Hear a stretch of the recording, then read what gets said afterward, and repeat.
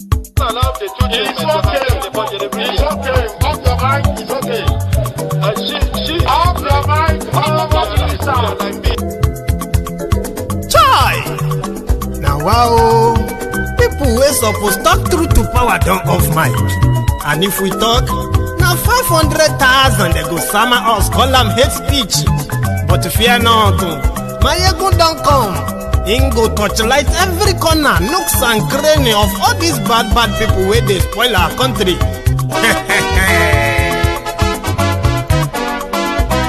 So my people make we laugh, oh, yo. My ego don't come, oh, yo. My people make we shout, oh, yo. My ego don't come, oh, yo. My ego don't come, man of the masses, oh, yo. My ego don't come, oh, yo. My ego politico, my ego don't come, oh, yo. This one not the off in mind, oh, my ego don't come, oh, yo. And in the touchlight every corner, oh, my ego don't come, oh, yo. Okay, some people be they holla say they want the power. Chai, them be promise us say we go get light and power. Nah. Them hustle sote they can't get the power. But now they know they do anything with the power. Every day, dollar just they get the higher power over naira. Still them talk say make we off mind, but thank God say my ego don't come. So my people make you laugh, oh, yo. My ego don't come, oh, yo. My people make we shout, oh, yo. My ego don't come, oh, yo. My ego don't come, man of the masses, oh, yo. My ego don't come, oh, yo. My ego don't politico, oh, yo. My ego don't come, oh, yo. This one not they off in mind, oh, yo. My ego don't come, oh, yo. Person where they do evil, no one make person talk.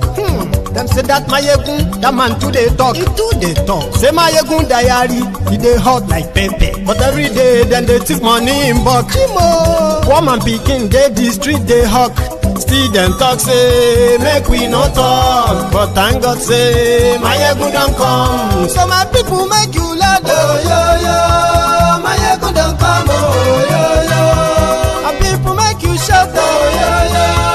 My ego don't come, oh, yo. My ego don't come, man of the masses, oh, yo. My ego don't come, oh, yo. My ego diary politico, oh, yo. My ego don't come, oh.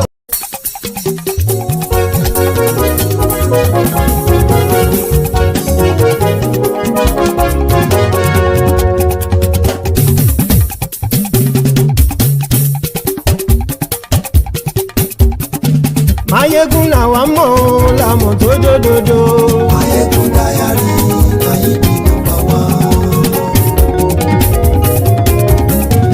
Mayegun làwa mọ̀ làmọ̀ tó dòdòdò. Mayegun diary Nayibi #1. Mayegun ti dé o ọ̀rẹ́ ara ìlú. Mayegun diary Nayibi #1. Lórí Facebook lórí YouTube. Mayegun diary Nayibi #1. Gbogbo bó ṣe ń lọ ni Mayegun já wa sí.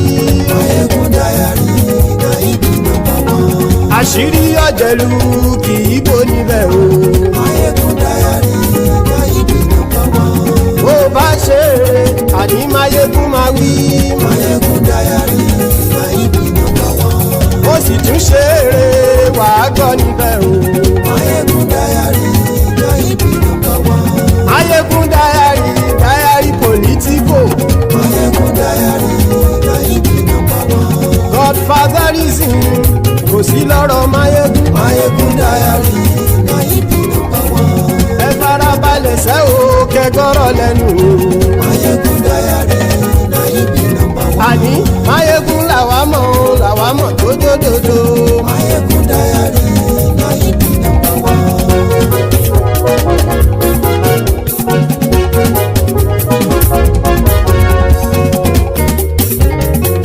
Àní ẹ̀sùn ràkì. Mayegun ti dé. Mayegun ti dé. Ọ̀jẹ̀lú ẹ̀sùn ràkì. Mayegun ti dé. Àní ẹ̀sùn ràkì. Mayegun ti dé. Lórí Facebook. Mayegun ti dé. Àní ẹ̀sùn ràkì. Mayegun ti dé. lórí YouTube. Máyégún ti dé. Àní ẹ̀sùn lájú. Máyégún ti dé. Bọ́ bàbá gbé wúrẹ́. Máyégún máa wí. Àní ẹ̀sùn lájú. Máyégún ti dé. Bíjó ìgbádìyẹ. Máyégún máa wí. Àní ẹ̀sùn lájú. Máyégún ti dé. Pẹ̀sìdó bá rúfin o. Máyégún máa wí. Àní ẹ̀sùn lájú. Máyégún. Hello there. Good morning to you. Good afternoon to you. And good evening to you from wherever you are joining us. This is Máyégún Live. Thank you very much for joining me. Our dear Templars, please, after reading the caption of this broadcast, do us a favor or do me a favor. Read the description as well. Like it. Share it. Invite your friends. Invite your not so friendly friends. Tell them that Máyégún today, Máyégún is live. So, brethren, we are starting tonight with the news from Ghana, who had their own presidential election and parliamentary election yesterday. And the result was out almost yesterday, but finally today, where the ruling party, the NPP, lost to the opposition party called the NDC. The story of Mahama in Ghana and that of Jonathan in Nigeria, they are similar. You know, these two men, they were presidents of Nigeria and Ghana, respectively, at the time when the change campaign was ravaging through these West African countries.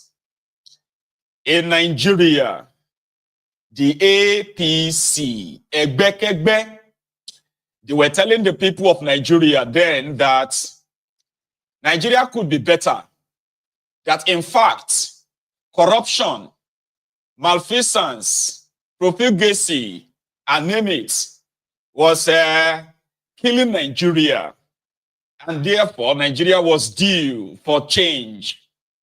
Similarly, in Ghana, the NPP, they were also campaigning for a change. If Nigeria could do it, Ghana could also do it. That was the campaign. So, Akufor Addo became the presidential candidate of NPP, promising Ghanaians better economy, stable economy, improved infrastructure, improved currency, and then improved human rights protection. And similarly, before then, rather, Nigeria just screamed their own change through bokohari, Atiku, Sarakonda, thiefnubu, Dino, Kwakwansop. There are so many who rammed their campaign of change through the lives of the youngest Nigerians at the time, the young Nigerians, the youth. To them, PDP, the people destroying people, led by Goodluck Jonathan, was the most corrupt, the most inefficient, the laziest kind of government that ever existed in Nigeria, and the weakest as well. It was around the time that the Boko Haram was destroying Nigeria to the level that we have actually never seen before. So they promised Nigerians the strongest currency, the strongest economy. They will give them jobs. There will be safety and all that nonsense, Sha. 8 years after, Nigeria became worse off, more indebted, more people in poverty, more terrorized people. And similarly, in Ghana, their own economy also tanked. No thanks to Akufor Addo.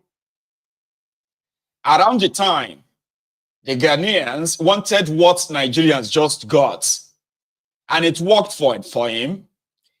Now, 7 years, nearly 8 years of Akufor Addo, more Ghanaians are falling into poverty. Their economy is tanked. They are in more debt or indebtedness to the IMF, World Bank, and on like that. The looting of the Ghana treasury, like never seen before. In fact, in Ghana, it is generally believed that Akufor Addo, this defeated the party, ruling party in Ghana today, has made the most useless people rich, just like bokohari did in Nigeria. Ordinary recharge card seller in northern Nigeria became a multi-billionaire in looting Nigerian treasury.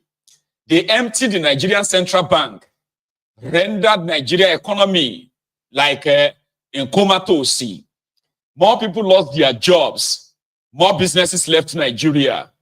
So 8 years after, the only difference here is Ghanaians were able to actually show the NPP of Akufor Addo the door. In Nigeria, the APC, egbekegbe, were able to slaughter democracy, slaughter what is called the elections, and extended the sufferings of these traumatized, terrorized, impoverished Nigerians further.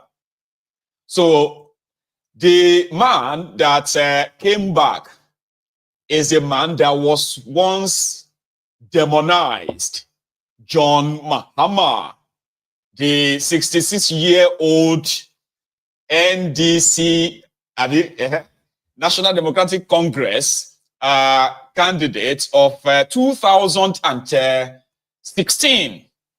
So he came back. He's been trying to come back though, right? But Ghanaians have now witnessed the worst of the worst kind of government ever. He was a former vice president himself, then the former president. While Mahamudu Bawumia is the current vice president. So in Ghana, it is generally believed that during their campaigns, right, the NPP, the ruling party, that has further destroyed and divided Ghana. In fact, they also played the divisive politics of a tribe, ethnic, and religion, just to see if they could extend the whatever suffering or hardship that the Ghanaians are facing today. The human rights record in Ghana is at the lowest as we speak. Ghana became a place that if they born you well to protest, you are going to jail. Just like in Nigeria, right?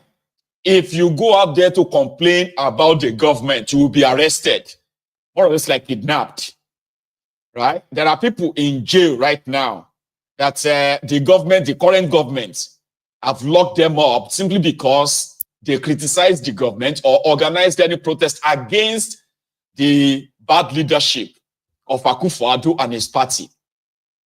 So they wanted to play the game again, just like they are doing in Nigeria. The game of John Mahama is corrupt.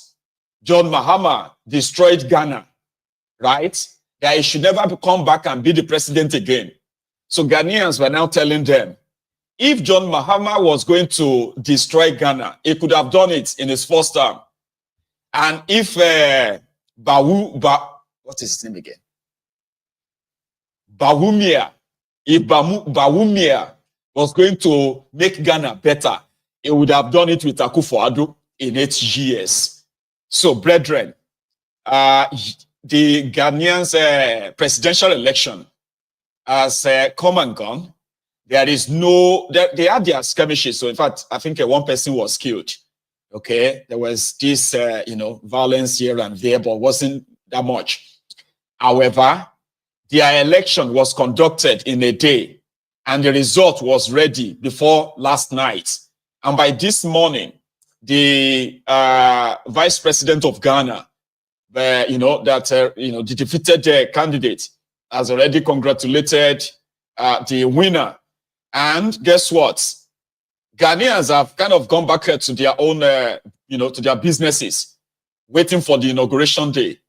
Not like that of Nigeria, that took Mumudu Yakubu 1 week, right, to count election ballots, and then to announce the result at 4 a.m. in the morning. But you know the irony of it all. The man that APC demonized in Nigeria 9 years ago is now, is it ECOWAS or African Union election observer, Egbekegbe Jolantan. He was in Ghana. Also, the man that dashed your hope of chasing away APC, egbekegbe last year, Mumudu Yakubu, he was also in Ghana. Guess what the Olori Buku said? He said Ghana learned so much from Nigeria election that they used it in their own election. That has sort of irritated a lot of people. So the conversation right now is that what Nigeria missed, Ghana got it. So let's go to that Ghana where we have the event, how they played out a little bit, right? And then we'll continue in a jiffy. So share this if you are just joining us. Let's go to Ghana. How are you?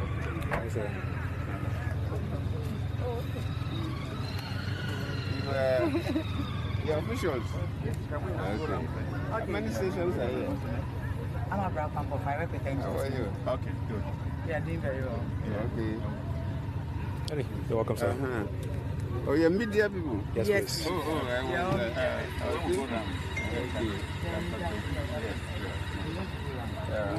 How are you? So much. What is happening so far?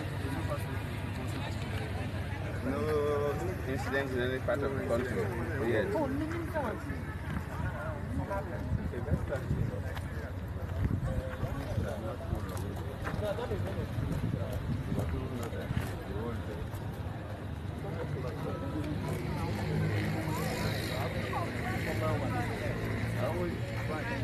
Welcome. Thank you.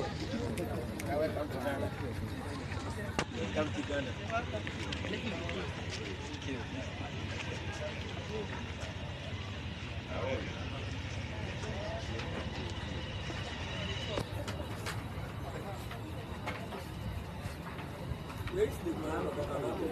She's attending to somebody. She's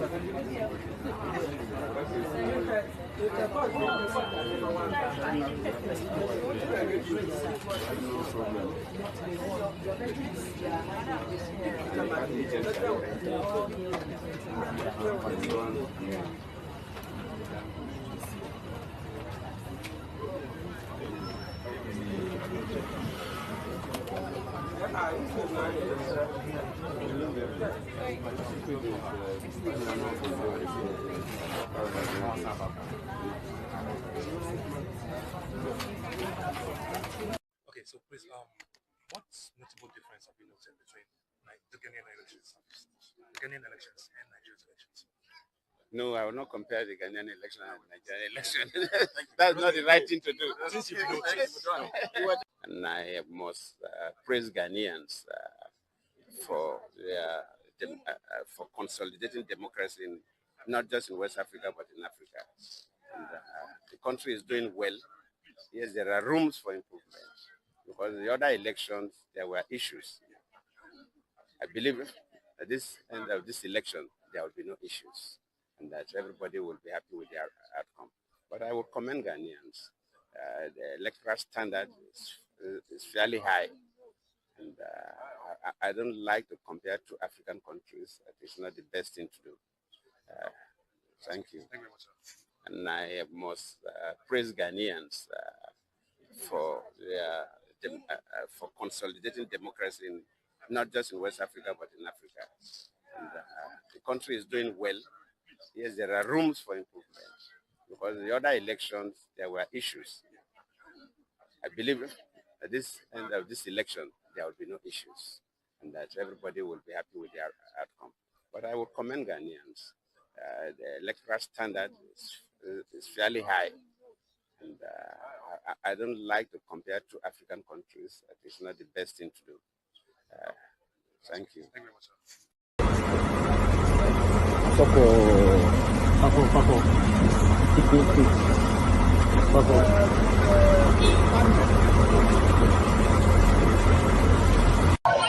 Yeah, this car just came to Ketusa with some electoral materials, and the car, they brought some people in, and they don't want to come out from the car. But the intelligence of the Ketusa youth, they are able to impound the car, and some police officials are also here. Reporting live from Ketusa, the police station side. Thank you. Yeah. You voted. I voted. How was it? Fine. The process was excellent. Very smooth, very simple. Comparatively to the number of elections you voted in, how do you see this very well? This one's very efficient. Very, very efficient. People are cheering to you. I'm happy about that. So much has been done. Yeah, but I think apart from today, the reports that are coming in from across the country suggest that this election is going very well and that it is being done peacefully. Ghanaians are showing their commitment to democratic outcomes, and we all have to be thankful to God for that. What I want to tell everybody is, those of you who have yet to vote, please go out and vote. Each vote counts. Your voice matters. And we want to have a situation whereby at the end of the day, the majority of Ghanaians are satisfied with the outcome.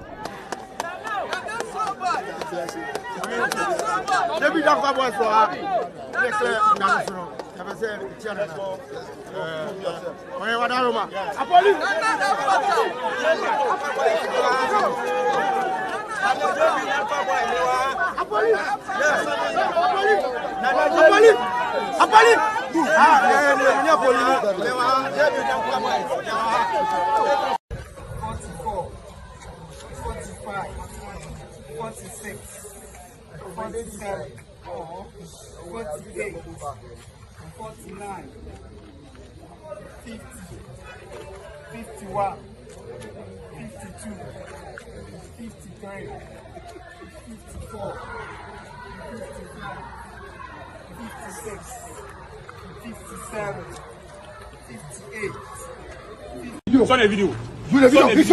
Sonne vidéo.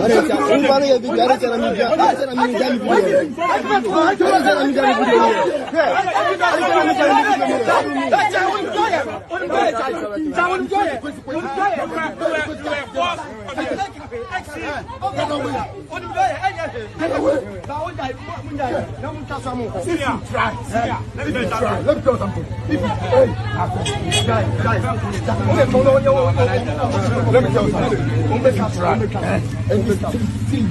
are going to pay the consequences. I'm being honest. Get back. You are not going anywhere. You are not going to the police station. You are not going to the police station. You are not going to the police station. Don't touch me. Don't touch me. Whatever you want. Hey, move video. Move video.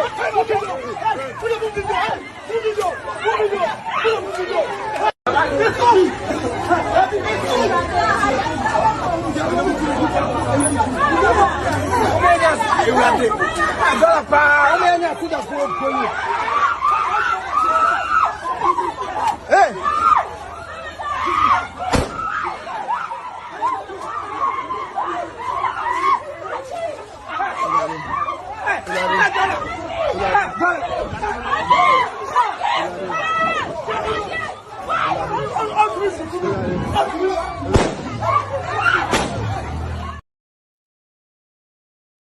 Yeah, there were skirmishes, like a few of them reported.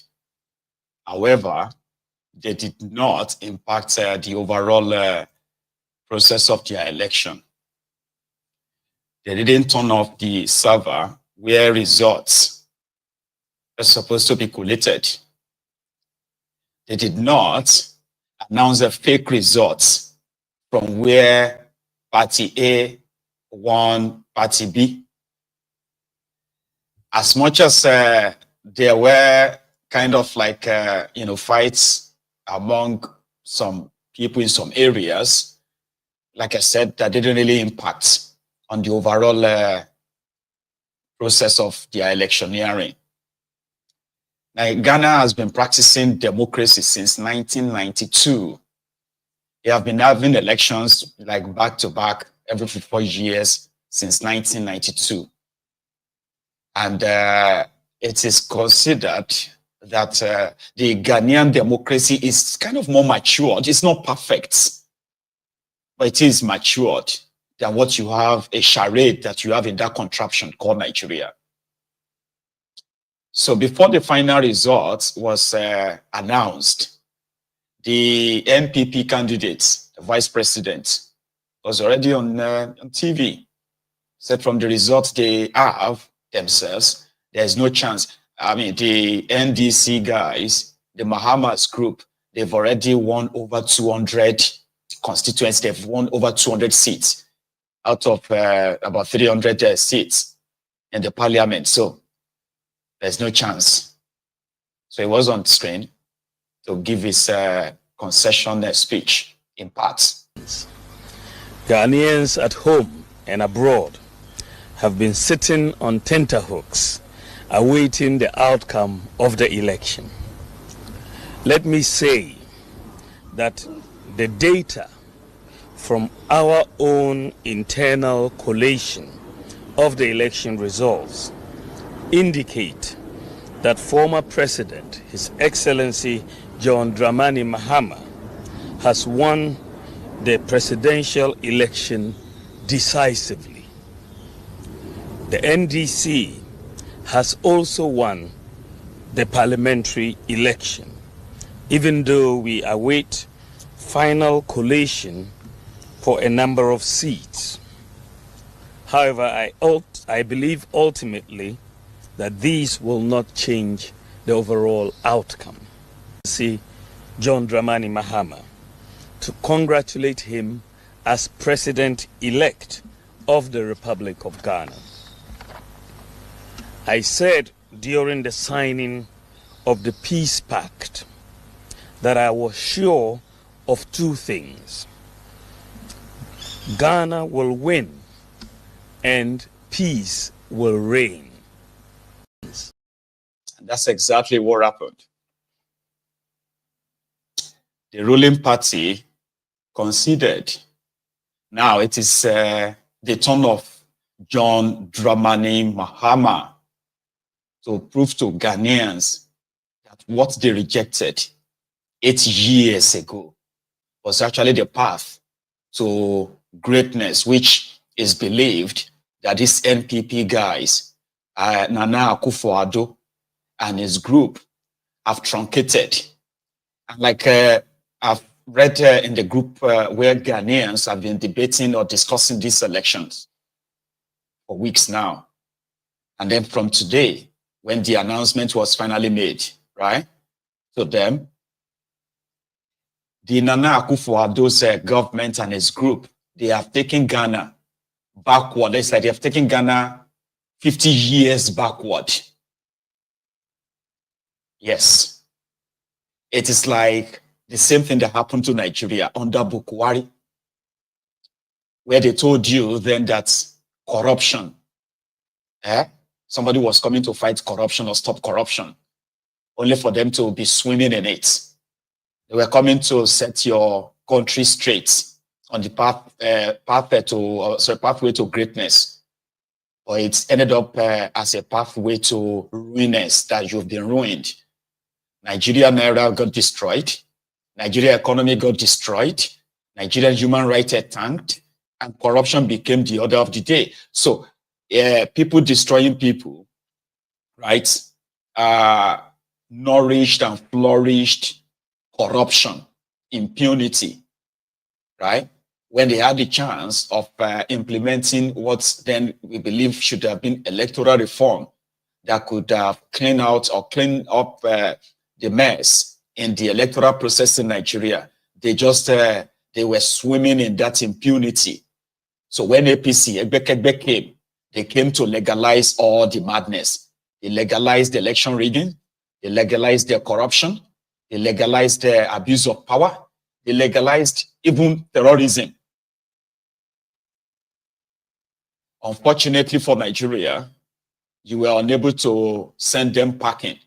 So after taking you 50 years backward, thiefnubu has come to take you maybe 100 years further backward by the time he is done. And the man that made that happen was an observer in Ghana, Olori Buruku Yakubu.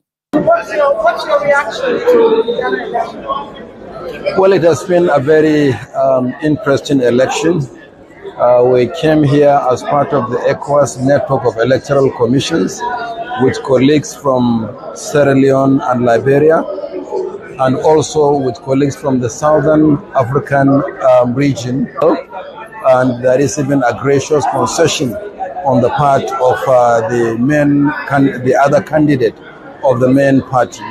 So we are grateful that it has gone very well, but the process is still on.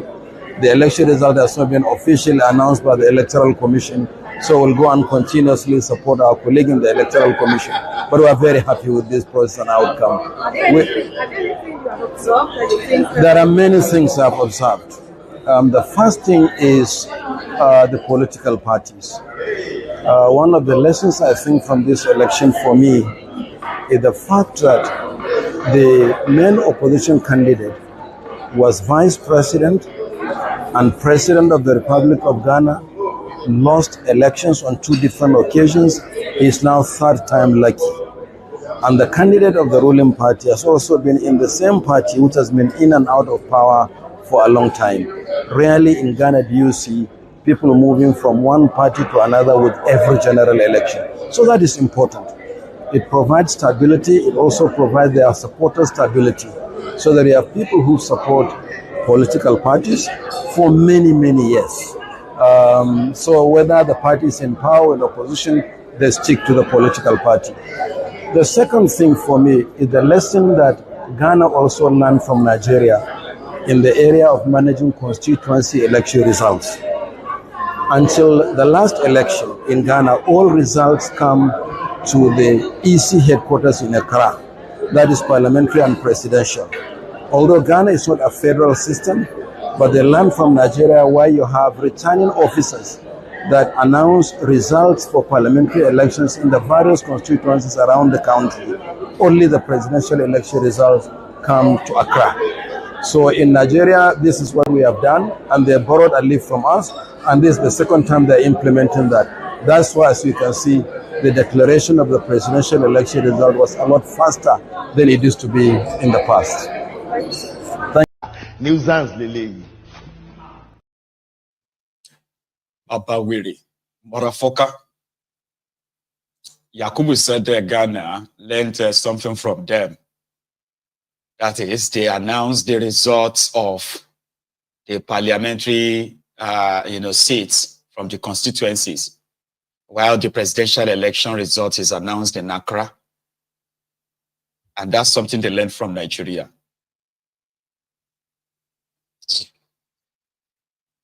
Well, he's still your INEC chairman to start with.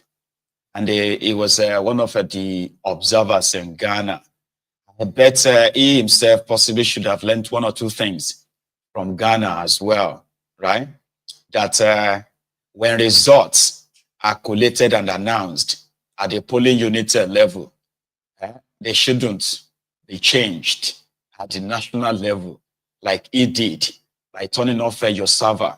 So the conversation in Nigeria now is that, what are you going to do now that Ghana possibly is teaching you how election is done and why people stand it, because they also have their own thought force in Ghana to start with.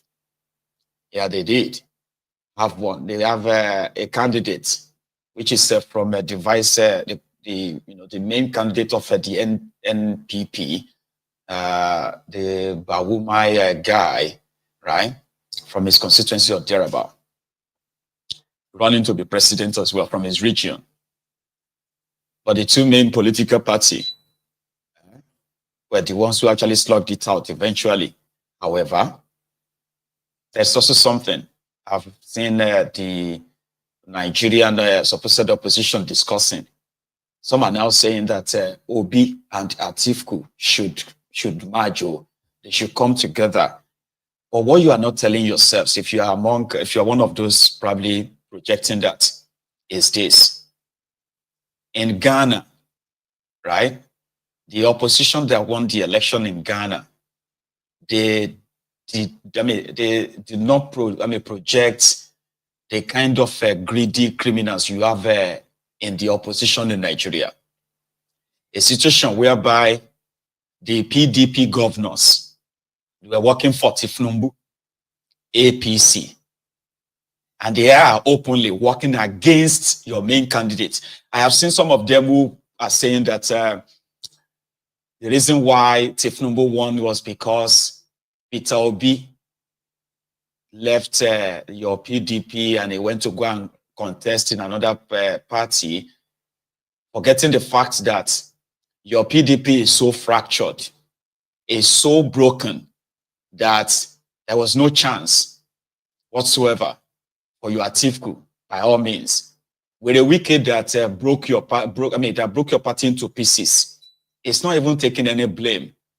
I have seen the SPV boys, the special purpose vehicle boys, Atiku's lackeys, all those guys who are like pay for play guys. You know the meaning of pay for play. These are the guys that if you pay them money, they will sing your praises. If the money is not coming, then they will walk away and go to another person who is ready to pay them. SPV boys. Those ones who are busy attacking Peter Obi, but ignoring the PDP governors who actually worked against your party. And one of them, Wike, is the minister right now under thiefnubu as a compensation, right? So if you are looking for an opposition to come together, is it going to be inside that same your PDP? Where greed is your currency, where selfishness, self-centeredness is your currency. And then whoever is ready to pay the most is going to be your Lord and Savior. Atiku paid and bought some of you loyalists, not because you have any patriotism in you, not because you have any loyalists to even your own party. That is not what they have in Ghana. The opposition in Ghana, right? They identified their real enemies, the political enemies, which is the APC, egbekegbe. So pulling themselves together to ensure that, the NPP rather, pulling themselves together to ensure that everything NPP is rejected, including their bribes, including their money. How about a lot of you begin to tell yourselves this truth, that out of 16 or 15 PDP governors, you have about 8 or 10 of them working secretly for thiefnubu, for APC. So if you are going to do any coalition, like if you want to come together to come and fight thiefnubu, as much as some of you, the obedient, don't even really, you are mostly like naive when it comes to politics, that Nigerian politics per se. Some of you are just like a newbies, they will say. So if you want to come together, you want to come together in a political party that is so compromised, so corrupt, and the people therein are so self-centered that half of them are actually working for thiefnubu. They will play you again. That is guaranteed. But Mo will leave that one for now. Go to something else. ladies and gentlemen, we have now come to realize that, yes, it's been identified that the kidnapping of Dele Farotimi, the kidnapping of Dele Farotimi by this crooked old lawyer, Afe Babalola, they released a statement just yesterday by saying that Dele Farotimi's book has destroyed the reputation of Afe Babalola. And we are grateful to the publication of Dele Farotimi's book, which has helped us to further dig and dig and dig into the corrupt criminal reputation of this man. So in their own press statement, they said Dele Farotimi's book is falsehood, and it has destroyed the reputation of that old man. However, this book was published and released to the public as far back as May 2024. This is like about 7 months ago. So what people are asking now is that why now? Why are they all triggered now? And if Afe Babalola had any reputation at all, how come he waited 7 months to look into, I mean, before he started this lawfare, this action?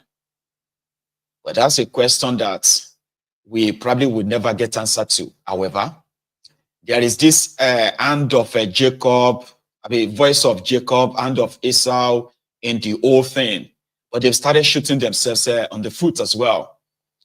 To start with, when they kidnapped Dele Farotimi from Lagos and took him to Ekiti, the intention then was that they will use defamation or, in fact, they actually filed a case. The commissioner of police in Ekiti filed a case that he called the defamation of character. And it was meant to be a criminal case.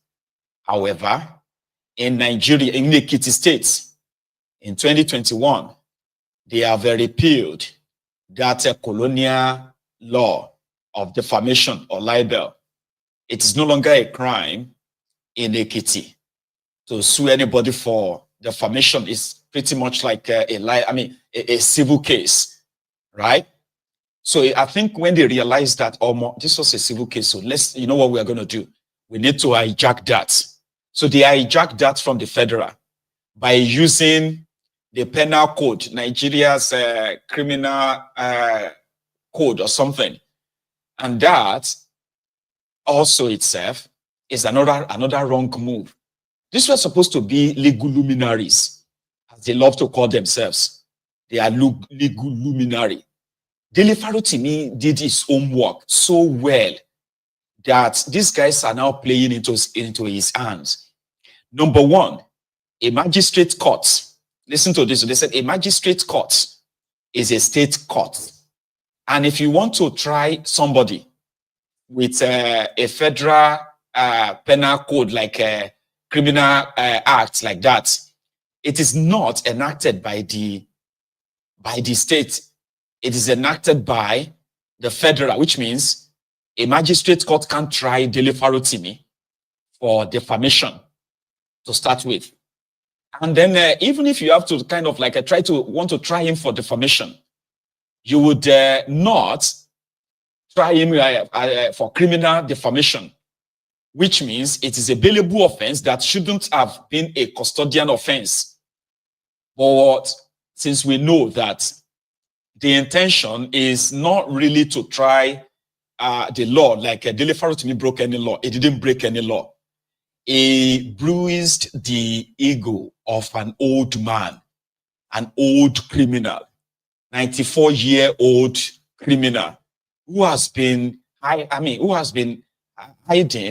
under the flawed criminal judiciary of Nigeria, where people like him have been helping to shape the corruption in the Nigerian judiciary. So Dele Farotimi said his book took him 11 years to write. 11 years in detail. Now you see what you have on your screen here is a section of a WikiLeaks wire, like it was one American ambassador to Nigeria back then, who was sharing with us the role played by this old man and his law firm in helping to bribe judiciaries. I'm sorry, bribe judges in Nigeria during the during the tribunal cases of election tribunal cases under Obasanjo. You know, he's an Obasanjo's lawyer. He made so much money. There was one of those payments where Obasanjo paid him 250 million naira. Guess what? Back then, if you use the exchange rates of that money of that era, 2004, 2005, when Obasanjo paid him over 250 million naira just to help him incorporate a company. If you use the exchange rate of that time, that money was like over 200 million, over 20 million dollars at the time.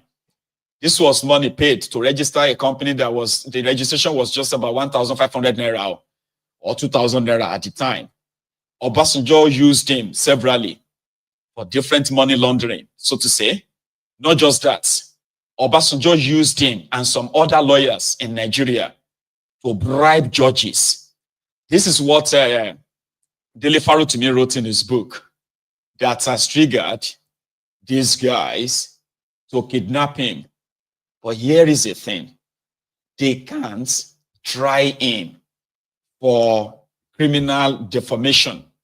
There is a Supreme Court, listen to this, so there is a Supreme Court judgment in that regard in the past, where the Supreme Court ruled that there are two people are having any sort of disagreement or skirmishes or what have you, and then one feels slandered or libeled, that they should never use the police, and they should never allow anybody to just use the judiciary to to incarcerate their supposed opponents in this manner. So there was a case quoted where, as usual, the powerful in Nigeria who felt like they could use the judiciary to jail anybody they considered as an enemy, so to say, right? And use the legal process to say, okay, he insulted me or he wrote something about me, and what he wrote about me is not true. So therefore, I want him jailed. So they got to the Supreme Court, and the Supreme Court ruled that this is like somebody sitting in their bedroom, right? And then deciding, using the judiciary, deciding who should go to jail without a real or recourse to the law, not using the law. Because as it stands, right, there is no law in Nigeria right now that can put Dele Farotimi in prison for defamation. In fact, they said that the onus to prove that what Dele Farotimi said in his book, that they are not true and libelous, lies on Afe Babalola, and then is a gang of those who are like behind this whole charade. They are the ones to come to court and prove that everything Dele wrote, they are not true. It is not even for Dele Farotimi to prove anything to anybody that what I have written is true or is not true. It's not up to him. They are the one who have to kind of, and they don't want to do that. And that is why, when you look at their case in Ekiti, it is Commissioner of Police versus Dele Farotimi. When they realize that that's like, this one don't make any sense. So, you know what? Let's make it a federal one, because the criminal code or whatever, Nigerian criminal code that they want to use to criminalize this, what they call the defamation, is a federal law. It's not state law. Ekiti has no law on defamation or libel at all. And the magistrate court is a state court, which means you have to go and open the book, the law of Ekiti. And when they check, when we check that, right, defamation is not a criminal offense. Libel is not a criminal offense, which means, number one, the moment they come, they accept the fact that they are using their power, their influence in the judiciary to lock him up, right? There is no law that says Dele Farotimi should be in any custody at all in Ekiti. So Baba, that is supposed to be a legal luminary, should have known that. Maybe he actually did know that, but because he's had that influence enough that he could tell all of them to turn the law on his head in his favor, which has been his character all his life. Now that they have realized that, he didn't put his name on the charge sheet to say, okay, I am suing you, because that's what should have happened. I am suing you, Dele Farotimi, for what you wrote about me. So, and that would be like a civil case, sort of a civil case, which the court will now have to listen to both sides for as long as it takes. So that's why he turned it into the police versus Dele Farotimi.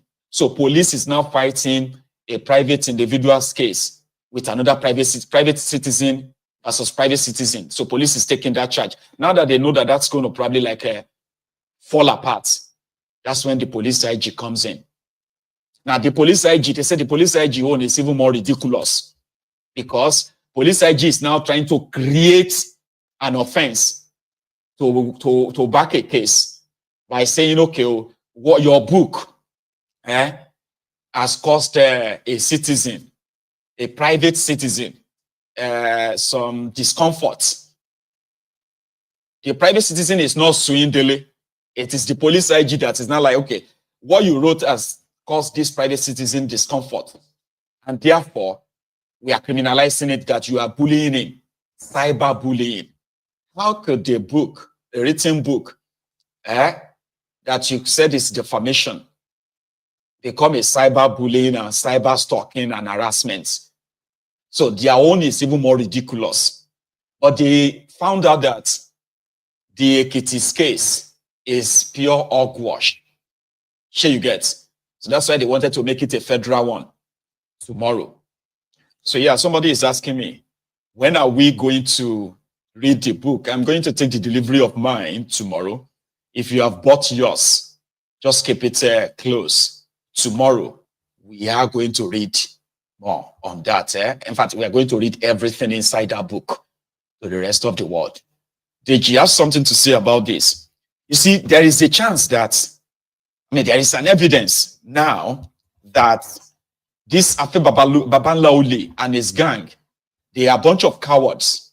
They can't really actually take Dele Farotimi to court. And that is why it has now become thiefnubu versus Dele Farotimi. thiefnubu controls the police, and therefore he controls the police IG too. So, which means the office of the Attorney General of Nigeria plus the police IG, they are now the ones charging Dele Farotimi for criminal defamation. Ridiculous, yeah? The intention is not to really charge him or take him to court per se. The intention is to get him locked up. He has stepped on their toes, right? And because they are little men, they feel so kind of like so little, so to say, because they are little men, right? And they are hiding behind a penal code that doesn't really exist to lock a lawyer up in this instance. Did you have something to say about that, though? Listen. Just this month, we witnessed the arrest and detention of Fisayo Soyombo, the veteran journalist who uncovers corrupt activities in government. He was working on the activities of illegal bunkers in the Niger Delta. And not only was he arrested, his cover was blown by the military, who he had confided in that this was what he was doing. His cover was blown to the oil bunkers. Evidence from preliminary investigation by him, suffices to show that the Navy and the Army are complicit in escorting vessels that steal crude oil. We have been saying this for years now, that crude oil theft is not possible without collusion of state actors. Just recently, Tom Polo himself said that the Navy is complicit, and our country and our economy is battling and struggling. It's important that we holistically, especially the government of President Bola Ahmed Tinubu, commit to fighting crude oil theft in the country, and that journalists like Fisayo must be protected at all costs to do their job, to expose corruption, and to do reporting as they so fit without any form of harassment. Many of us are keenly looking forward to the revelations of the ongoing investigation by Fisayo Soyinbo, despite the fact that his investigation has been jeopardized by the military. Us in this, on our end, we had written a petition against crude oil theft in the country several months ago, especially early this year. But up to today, nothing has been done. Series of complaints has been filed against key officers of the Nigerian Navy. Petitions have been filed against them. Nothing has been done in terms of investigating the corrupt activities and collusion on the part of the Navy. The reason why people lobby to go to the Niger Delta, especially the creeks, is because they want to be involved in the lucrative oil bunkering and theft in that region. That we will not need to go to China, we will not need to go to France, we will not need to go to Brazil, we will not need to go to the IMF to borrow money if we're able to prevent crude oil theft in our country. That the president and key stakeholders must commit to preventing crude oil theft. Secondly, the other issue that we are here for is the arrest and detention of Dele Farotimi.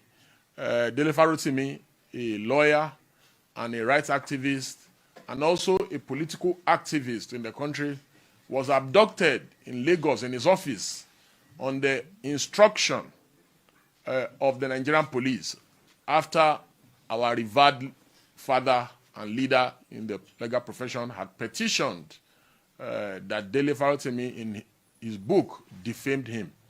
Well, it is unfortunate and regrettable that our revered father and leader in the profession will resort to using the police to harass, intimidate, and arrest a fellow lawyer, someone who is speaking up against the ills in society, that if Afe Babalola felt defamed, that the ordinary thing that one would have expected him to do is to have use civil remedies, to sue Dele Farotimi, that when people who have condemned institutional abuse of institutional power in the past, like Baba, now resort to doing same, it is most unfortunate. That we call on the critical stakeholders, especially in the police, that the police must stop acting as errand boys to big men, influential people, politicians. That it also points to the fact that one of our clients, SP Darlington, popularly called Akpi, has been in custody now for over a week for allegedly defaming and insulting Burna Boy. Things like this are clear abuse of power and abuse of office simplicity, that the whole world has moved away from criminal defamation. These are colonial laws. That Nigeria must move away. The idea of abducting Dele Farotimi from Lagos and taking him to the turf of Afe Babalola in Ekiti in itself is suspicious. Why was Dele Farotimi not arraigned in Lagos, where he resides and does business? Why was the raid on his office? Why was it so violent? Why were lawyers threatened by the police that they would be shot, as viewed on the interview on News Central? Why was the receptionist slapped? and other violations of the fundamental right of lawyers and non-lawyers alike who were in the firm the day of the arrest, and why the show of force. The police officers who are going all over the place, who are being mobilized from state to state to arrest people, are needed in Zamfara. There's a new terrorist group called Lakurawa or something like that. The police officers are needed. It is because of the idleness of the police and other security agencies, that's why insecurity festers in the country. That the time, the resources used to fight ego wars on behalf of powerful, influential, and wealthy citizens, that those resources, taxpayers' money, should not be used in ego wars, and in pleasing people who feel defamed. That taxpayers' money should be used to fight bandits, to fight insecurity, to arrest dangerous criminals who have committed crimes such as murder, armed robbery, theft, rape, kidnapping. That is what the security agencies should focus on. I'm therefore making a passionate appeal that these... Don't worry. There's no point in appealing. Tomorrow is here already, which is from tomorrow, there is unexpected legal battles from all courts, or from different courts across Nigeria. As it stands, Dele Farotimi is fighting, or should I say the establishment is fighting Dele Farotimi, not that Dele Farotimi is fighting them. He's been someone who said it himself that is not afraid of what was coming his way. It's just that it came, or should I say it is actually coming later than expected. When he released his book at the time, he said, whoever feels slandered or defamed by the content of this book, which I can defend anywhere, should take me to court. But the cowards, they are currently hiding behind the police in Nigeria that is pushing a case that is non-existent. It's like you being tried for a crime that never exists. Do you understand? Like this is a crime that is not in existence. And there is no law to use in prosecuting that same crime. So you manufacture the crime, and then you would have to actually manufacture another law in fighting it. Ekiti court has no jurisdiction to try Dele Farotimi. And that is why they quickly initiated the police IG case, which from record is even more funnier. Like it is a mockery. Or like I said, and I keep saying, the intention is not really to prosecute to defend the defamation or whatever it is against Dele Farotimi. It is to see if he can be kept away. Unfortunately for them, now more and more people have procured that book. From those who have the copies, their own copies, they said, more. Those who are lawyers, they are saying that that the content of that book, that if everything that Dele Farotimi published in that book, if they are actually true, this is from lawyers, they say if it is true, there is a problem in Nigeria. Lawyers, most of them never actually read or touched the book until now. When they started seeing, everybody is giving opinions, Afe Babalola, okay, is a revered legal luminary. But what they didn't tell you is that behind the scene, Afe Babalola and co, like some of his mates are dead, who actually participated in the legal robbery that you are witnessing in Nigeria today. Some of the criminals who ended up becoming governors, senators, and what have you in Nigeria, in different political capacity, business guys who have robbed Nigeria, the likes of Afe Babalola and co, they were the ones who legalized all the robberies for them. So with the evidence, which Dele Farotimi said they are his own personal experience, and the whole incidents are like they are already in the public domain.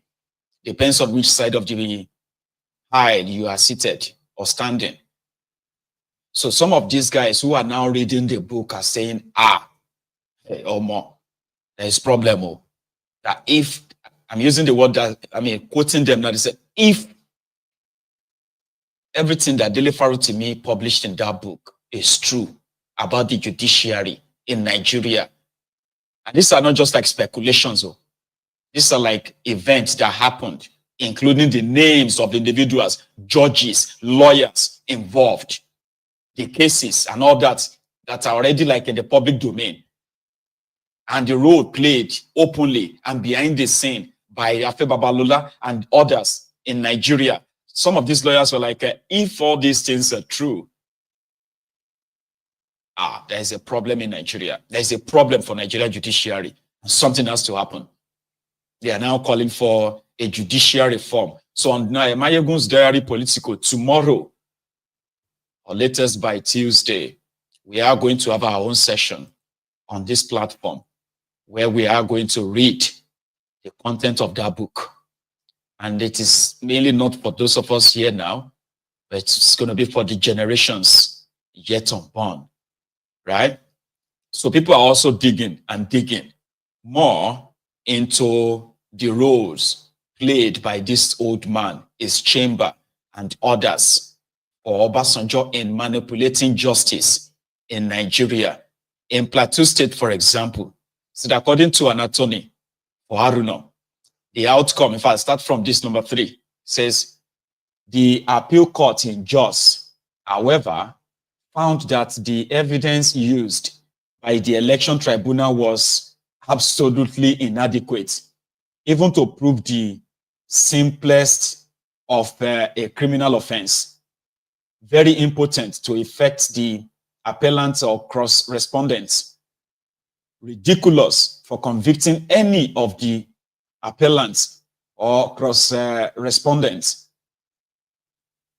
with a commission of any electoral offense, and that the evidence was scandalous and naive at a basis for nullifying the election. According to an attorney for Haruna, the outcome was ensured in typical Nigerian fashion with cash. That attorney, who works for presidential attorney Afe Babalola, said that when President Obasanjo sent Babalola to take over the appeal, he also sent cash to be used for the appeal.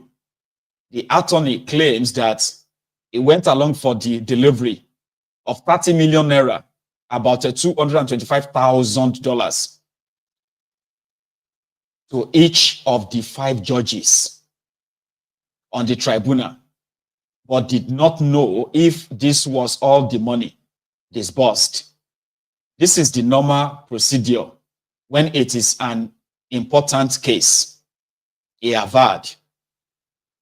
The appeals court decision is that, is final and cannot be appealed to Nigeria Supreme Court. End note. This was from an ambassador to Nigeria, an American ambassador to Nigeria, sending a report back to Washington based on the role Afe Babalola played in the 8 days of the Nigerian democracy, right? They rig elections, and then they will tell you to go to court. In court, the likes of Afe Babalola, they were like the lawyers handling cases. Is the one that handled the cases of Obasanjo's court cases like presidential elections. And then he was also recommended to handle his chamber, handle the tribunal and the court of appeal cases for so many PDP, AD, and all that. As long as you have the cash, Afe Babalola and his gang, who have laurels of legal achievements, cases they won. And then you'll be thinking that they were actually so good in winning cases that you think, yeah, this must be a very reputable law firm. But he was a criminal, right? For the establishment that corrupted the judiciary. Afe Babalola and his gang, they are always for the highest bidder. He corrupted the judiciary, secured their favorable judgments that shaped Nigeria to what Nigeria is today. So Dele Farotimi's book is like, you know, it's like cutting the honest, honest nest, so to say, right? And if you dig it further and further, it is likely going to bring down this corrupt judiciary. So it is not just Afe Babalola that is fighting Dele Farotimi, it is the establishment generally. And somebody like Dele Farotimi, now that they have probably pushed the button of destructive button, like let's destroy him, rather than destroy Dele Farotimi, it is now obvious that they are about to destroy themselves, as millions more we now know who these people are. They are not your heroes. They are criminals. And it seems that he lived long enough, like Dele Farotimi said, that he prayed that Afe Babalola will live long, okay? So that this truth will be made public. I know that the Ronokus, majority of the voluntary slaves, sometimes when you see them on social media, those who are asking the corrupt judiciary to illegally jail Dele Farotimi, this is what they look like in real life. These are miserable souls whose future has been mortgaged by APC, egbekegbe. When you see them on social media, faceless, this is what they really look like. When you see any APC, egbekegbe, celebrating the illegal arrest or the illegal kidnapping of anybody that is against the establishment in Nigeria, these are the kind of people you are arguing with on social media. These are miserable souls. Yes, the humbled slaves, the wretched of this, the wretched of the earth, the sewage dwellers, the ones that believes that they were born to suffer in that contraption, and if they are suffering, all of you must suffer too. These are the ones that will ask you when you tell them that a bag of rice was 7,500 naira before these Solori Brukus hijacked power in Nigeria. Their future has been mortgaged to start with. All right? These are the ones that will tell you that must you eat rice. Where if you tell them that companies and businesses are leaving Nigeria, these are the unfortunate souls that will tell you that it's because they cannot compete. And if you tell them that Nigerian Naira has lost so much value, these are the people that will tell you that it was looted by PDP, right? So when you go on social media and you suddenly see these unfortunate souls asking you stupid questions or accusing you of hating Nigeria, this is what they look like. I'm showing you these faces so that some of you will really easily get triggered, angry, because you are wondering how could any sane person, young person in Nigeria be defending APC, egbekegbe? This is who they are.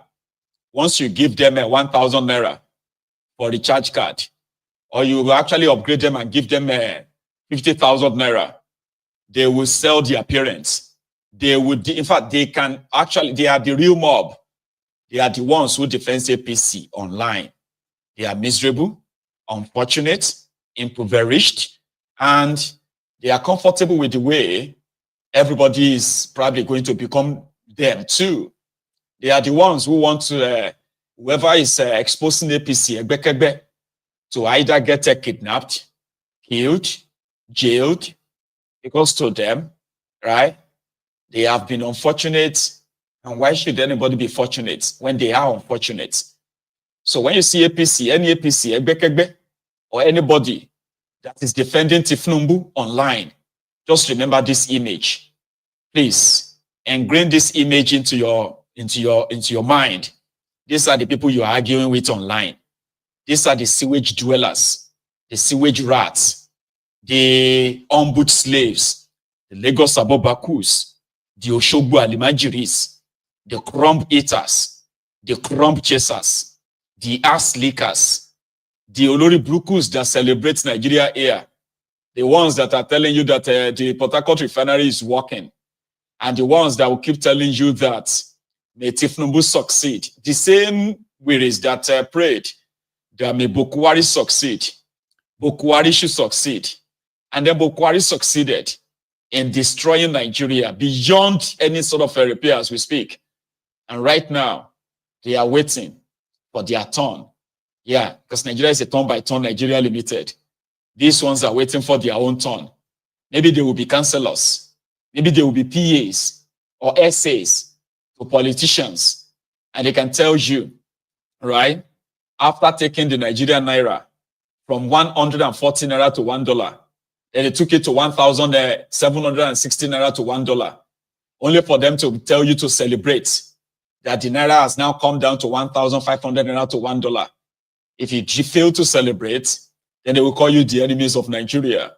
The ones that told you or keep trying to force you to believe that a refinery in Port Harcourt is working, but the price of petroleum keeps going up. And on like that, Sha. Remember this image. These are the Olori Brukus that believes that if you criticize any of these guys, expose them, you deserve to be jailed or to be killed. These are people you shouldn't, for any reason, engage online if you really, really have a life yourself. I'm talking about online. We have others in Abuja, where the Wike has sent out a warning. Not warning, it's actually a threat to the senator representing the FCT, Ekiti. Remember, Philip Aduda, who happened to be the senator representing Abuja since 1999, 24 years as a senator representing Abuja. Obedient movement swept him away last year. And since then, he has become the personal assistant to Wike in Abuja. So Wike is asking the Abuja people to what? To return Aduda the next time. Because Aduda is better than Ekiti. 24 years senator, like representing Abuja. And then Abuja outskirts still look pretty much like, oh God, war zone, right? Probably worse than Syria. So Wike was having this road. In fact, it was like he wanted to start a road project in one of the outskirts of Abuja in Kubwa. And he used the opportunity to remind the people who rejected APC, egbekegbe, in the last election, when they lost the entire Abuja, that they must do everything to return the senator they rejected last year. And then another person was asking him, Wike, it is time for you to leave this PDP and join APC. All this together in one clip. Let me take you to Abuja, a very, very quick one.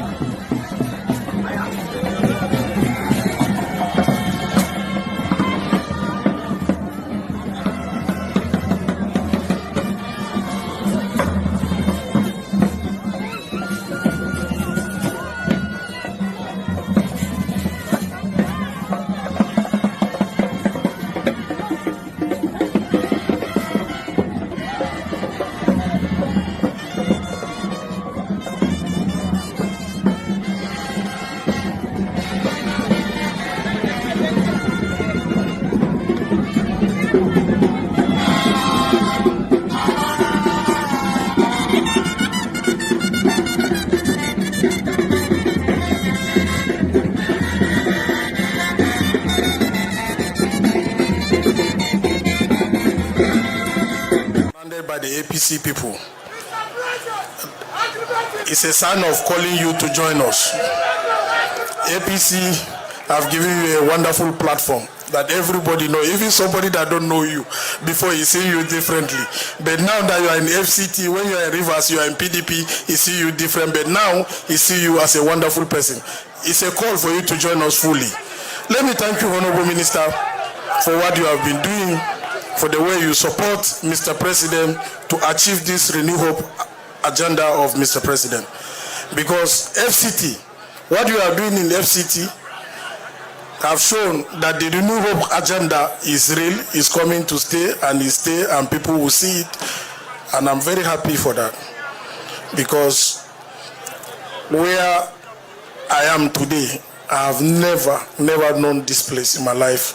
And I don't think if I will be in Abuja for the next 20 years again, I will know this place. But because of you, because of what you have for the people of the FCT, the indigenous, and to develop the remote area, the settler towns, I'm sure before even now you have visited here, maybe 2 or 3 times, that we are in Abuja since we have never visited.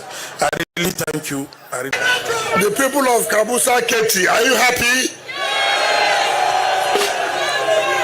The people of Kabusa Ekiti, are you happy?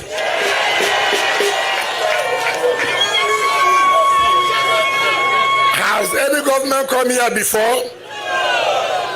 Have you seen any minister here before? Is it the first time you have seen a minister? What it means is that this time around, it is not for us to sit in the office. We have to come and interact with you.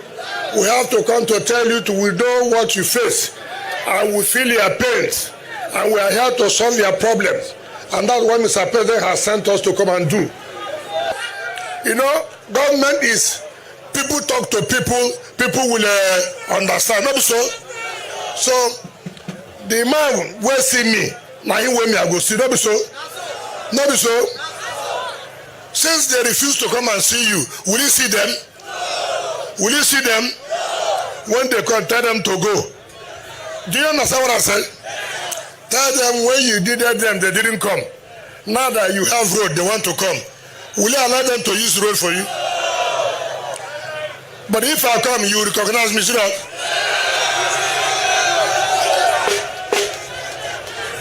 So, note that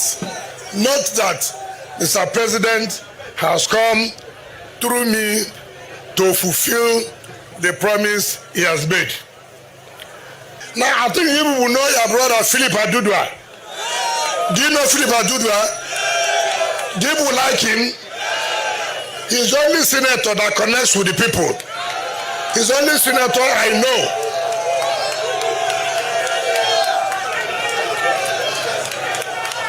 So, when, this time around, can I tell you something? Can I tell you something? This time around, we will send people who will listen to people. Is it not correct? In politics, not be grammar. And I hear that they talk. Politics not be grammar. Politics is a relationship between the people and the person one I go send. Not so. More than they follow people when they say they speak grammar. You don't see who grammar help.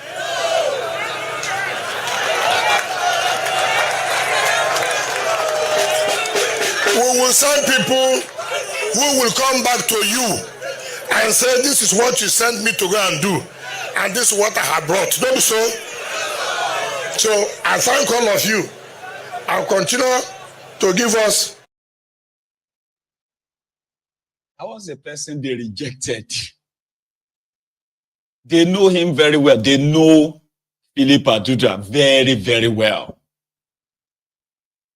24 years. He's a senator there for 6 terms. 6. Since 1999. Because all the while, right, it's always been like just write the results. It's Philip Adudwa. Nobody they dispute him. They know them. It's like in some cases, right, he contested like without any opposition, like contested unopposed, Philip Aduda. But they rejected him. And they said the obedient movement was a mistake. This is the Werewike and gang. In Rivers State, Werewike used his thuggery, right, to cut off over 2 million votes of Peter Obi in Rivers State, in case if you don't know. And that is why he is so mad with Fubara. Because what he did in Rivers State for thiefnubu, Werewike was supposed to be in jail, not a minister. So they are telling themselves that the fact that people were able to use this obedient movement where people were not paid money, right? And they ensured that even as much as they tried to cut down their votes as they did, but they still got some people through the fire. Philip Aduda couldn't believe his eyes. He did everything to even stop the announcement of the results at some point, but it was just too much. Philip Aduda was not like defeated narrowly. He was defeated resoundly. I think he only got about 21% of the vote or something in Abuja. He was beating blue-black, like he had no chance. It's not as if to say, oh, Ireti got, let's say, 51%. Philip Aduda got 49%. No. Ireti got like 70 to 80% of the vote. Despite all the rigging, all the effort, this was somebody who has been the senator representing a place. There's only one senator that represents Abuja, one senator. And he's been the only senator since 1999. 24 years. And person with no share money defeated him from every corner, including inside the asshole rock that Bokohari was the president. Defeated Aduda in the Apo Villa legislative quarters, where all of them lived. Philip Aduda's staff voted against him. But Werewike from Rivers State, where he used his influence, Werewike's thugs, they were chasing INEC officials. They were chasing them all over Rivers State during the presidential election. There's still a video online where some youth coppers, they were beaten bloody because they won't give the beavers, and then they log in to the IREF. They won't give it up for their own local government area or something. They trace them, they look for them everywhere. But they shot and killed NYSC members, INEC officials in River State during the presidential. It was like war. This way, the wicked that you are seeing on your screen. But he got away with it. And he got rewarded to be the FCT minister. And that's exactly what he's going to do again. So to them, the mistake that they underrated you, the obedient, they called you 4 people tweeting in a room in 2023 was a mistake. It will never happen again. It will never happen again. That's what they're saying to themselves. If they want to write it now, they will write it, and they can tell you to go to hell. There's nothing you can do about it. And as long as he keeps an hold down, what do you call it? Hold down the PDP, keep it divided as it is. So you can dream on in doing your coalition this, coalition that, when you should all, you, the obedient, should be mounting pressure on your OB. And the SPV boys, Atifku's boys, the articulators, you should be mounting pressure on Atifku to lead a nationwide shutdown of Nigeria, to demand for electoral reform for real. But you are all looking for coalition. We should come together. We should come together. With the weakest nemesis, Fubara, was at a commissioning. Is it commissioning? These two was on a road commissioning in River State about 2 days ago. And he was telling us about Wike, his vendetta and the rest. They said Wike wanted to was constructing a road. He awarded a road project. And the road was going to pass the front of his supposed political enemy's house. And guess what Wike did? They stopped the project right in front of the man's house. They stopped the project. And they left it like that. So he is taking the glory that he is now going to... Anyway, listen. I stand to be challenged. Omuma, for more than 8 years, I've not witnessed any project. It was in our administration that we awarded Umakale in Berry Road. We are not those people who believe in flag off.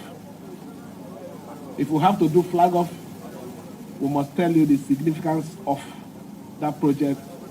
That is why there are a few of them we're going to flag off. And when we get to that flag off, I will tell you the story behind it. Somebody mentioned here, when we came on board, there is some part of the road connecting Imo State. Because the road had a few meters to an opposition politician, the project was ended. In fact, in front of the man's gate. For so many years, they suffered. Politics is not about being wicked, being vindictive. No. It's a service.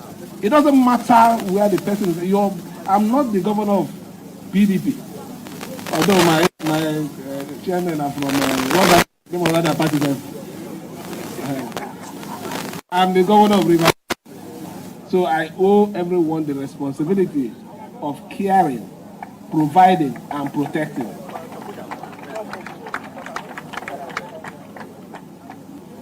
I'm happy to say here, I stand to be challenged. I have never borrowed. This administration not borrowed. The only road was the one we used in the ring road, and everybody is aware of it. Go and bring any paper. Go to debt office, debt management office, and check if we have asked for anything. We don't need it. What is important is the little we are getting, we are applying it rightly. You are aware of the situation that even while I'm still having difficulty with money, I paid salary, not just paying salary. We implemented the above 70%, 70,000 minimum wage. It's showing our commitment, showing our love for our people. So we want to assure you. It's all right, don't assure us. That's where the weakest nemesis. Wike is a very, very strong, ardent criminal. Is the textbook definition of what is wrong with Nigeria. And somebody like that is kept for his criminal record by thiefnubu because it will be useful. The violence that he is willing to unleash on the people, for him to have his way, is what makes him more valuable to thiefnubu. All of that will become nothing if you, their victims, are courageous enough to actually stand up to them. And that's what somebody said. He said, oh, Mayegun, don't disturb yourself. When the people are ready, when the Wike himself will actually have to run. If he managed to escape, he won't look back when the people are ready. And I was like, okay, well, when would that be? He was like, well, Mayegun, you shall watch. There have been powerful people who felt so powerful, untouchable, above everyone, before these guys that you are seeing today. But when their time comes, I was like, well, I haven't really seen where the powerful people in Nigeria got treated by the people they have been trampled, the people they have trampled upon many times. Well, shall watch. That's what that person told me. You watch. It is great that today on social media, people can actually really see them for who they are, not what people said about them, not what people are saying about them. It is actually for who they are. People can really tell now.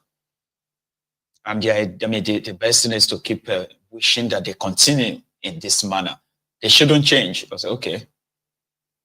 So let who can, like the Yoruba will say, like Taluma Mumi, like who is that person that is going to come and touch us? We can do whatever we like. You can continue to complain. And we will continue to do whatever we like. That's fine. Now let's live with the wicked for now. You know that thiefnubu is running a serious media campaign, especially from the backlashes of his tax reform bill, right? His Alpha Beta bill. In northern Nigeria, it is a double jeopardy for thiefnubu there. When thiefnubu displayed that image of himself, Dele Farotimi, and then Emmanuel Macron in France, and they said they have signed a deal, a mining MOU. Do you know that for the past 4 days, thiefnubu's men have been writing epistles explaining what they said is the content of the MOU.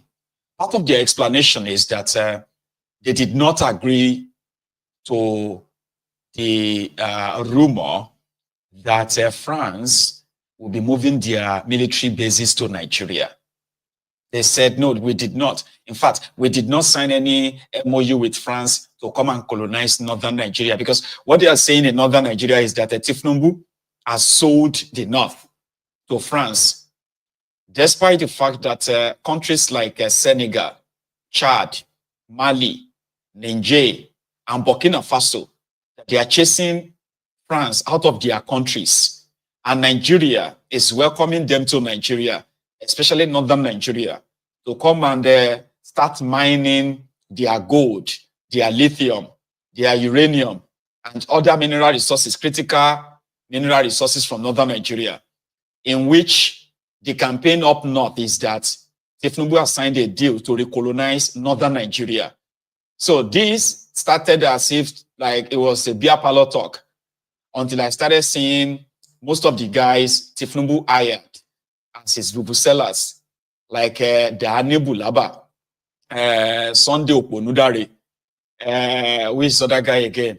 That Asokun Gbade, Shegun Dio Adeshegun or something. Adeshegun, right? Who else have I mean, they have been writing, including the longer throats on Opunuga. They have been writing epistles about why that is not true. They said the MOU is not law. The MOU is just a verbal agreement that the French companies, they are going to come and help Nigeria develop the Nigeria's Nigeria's mining sector and blah blah blah blah. Share you get? And I'm like, when they deny, remember that every time they deny something, then it is to do. It is ridiculous to say France is coming to colonize Nigeria. Maybe not in that manner, not that word colonize. Okay. I don't know, like, even though some people will be comfortable using the word colonize Nigeria, because what is the difference?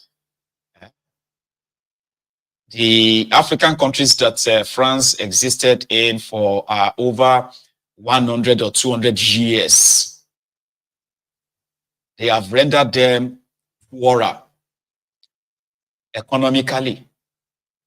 They have rendered them vulnerable security-wise. Terrorists are they are up in arms against the constituted authorities in these countries, courtesy of France. So if anyone is afraid of France or should be afraid of France, it should be northern Nigeria to start with, because they share the border with their cousins in all these countries.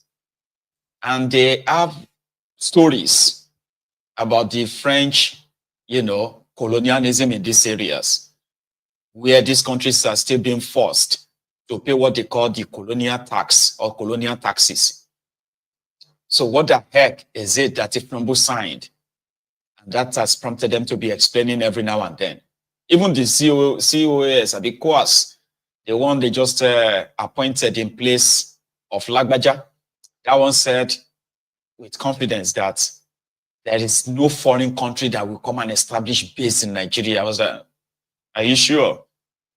Are you sure what you are saying? Or you just like others just talking for the talking's sake? So he was saying in Sokoto with the Nigerian soldiers in Sokoto fighting terrorists, I believe. And he had this to tell them. Come to the theater and you have met the officers and men, and since yesterday you've been interacting with them. Sir, what new are we going to be seeing in terms of the operational performances of the troops? Well, first of all, I'm here to speak with my officers and soldiers and to appraise the operational readiness, and that I have done. But what is going to be new here is that we need to reappraise our operations so that we can get a different result. We don't want to go into operations whereby we'll be doing what we've been doing before and getting the same result. So we want a different result. So we've sat down, we have reappraised our strategies. We're going to bring in more impetus into our operations, bring in more platforms to support the soldiers so that they can do their work well. That's why I am here. And I think I've achieved that aim. So we're going to go back to Abuja, see how we can add more to their platforms, support them in the operations, and I'm sure we'll get better results. Any other question? Okay, yes, from the north, south, west, and eastern part of the country, we know the army are doing excellently well because Nigeria is in existence and peace is there. But there are some certain issues, particularly with regard to the issues in Zamfara, in the far northwest, which is becoming a cause of concern. Are you concerned with that, and what will you do new in terms of tackling some of the emerging security threats? Well, I'm very aware of these challenges, but I want to take one moment to make you realize the fact that there will always be challenges. Now, the most important thing is how we react to those challenges. If you recall, I was in Sokoto when the issue of Lukarawa people came up. I was prompt to go to Sokoto, and the essence of me going to Sokoto then was to see what we could do to make things better. And for the past 2 months, you will know that something's being done there. I'm talking about Zamfara and Northwest in general. We are also going to reappraise the operations there, bring in technology, and see how we can make things better. And I think by next week I should be in Northwest. Then maybe I can talk more about it then. So the Nigerian, hang on. So the Nigerian retired soldiers staged a protest 2 days ago because their pensions were not paid. Some of them also were about to mutiny. These are the active soldiers about to mutiny because of their pay, poor pay. So right now, there is also an allegation of the Nigerian Army, Navy personnel, and some of other military and paramilitary officers whose salaries are being deducted from source. They are like collecting nearly half of their salaries. It's like they are deducting their money from source and they didn't tell them what is that for. The minimum wage that thiefnubu announced is not being paid to anybody yet. So that news broke a week ago, and somehow it is believed that there is an internal mutiny that is brewing, which in itself is like a time bomb as we speak. So that guy was there to reassure some of these guys who are fighting the terrorists. It's called a theater of war. So those who are fighting the terrorists but are not really being paid well, promising them like everyone else did before him, promising them that their situation is going to improve and they are going to get more money, even though they will never get any more money. And if they get any more money, it is also never going to commensurate with the economic reality in Nigeria as things are, as we all know. Sure you get. So right there in that same northern Nigeria, a video made it to the internet and it was supposed to be an hospital. And the only way you get to know this is an hospital, a government hospital, is because children are crying in this clip. We can't see their faces because it was so dark in Niger State.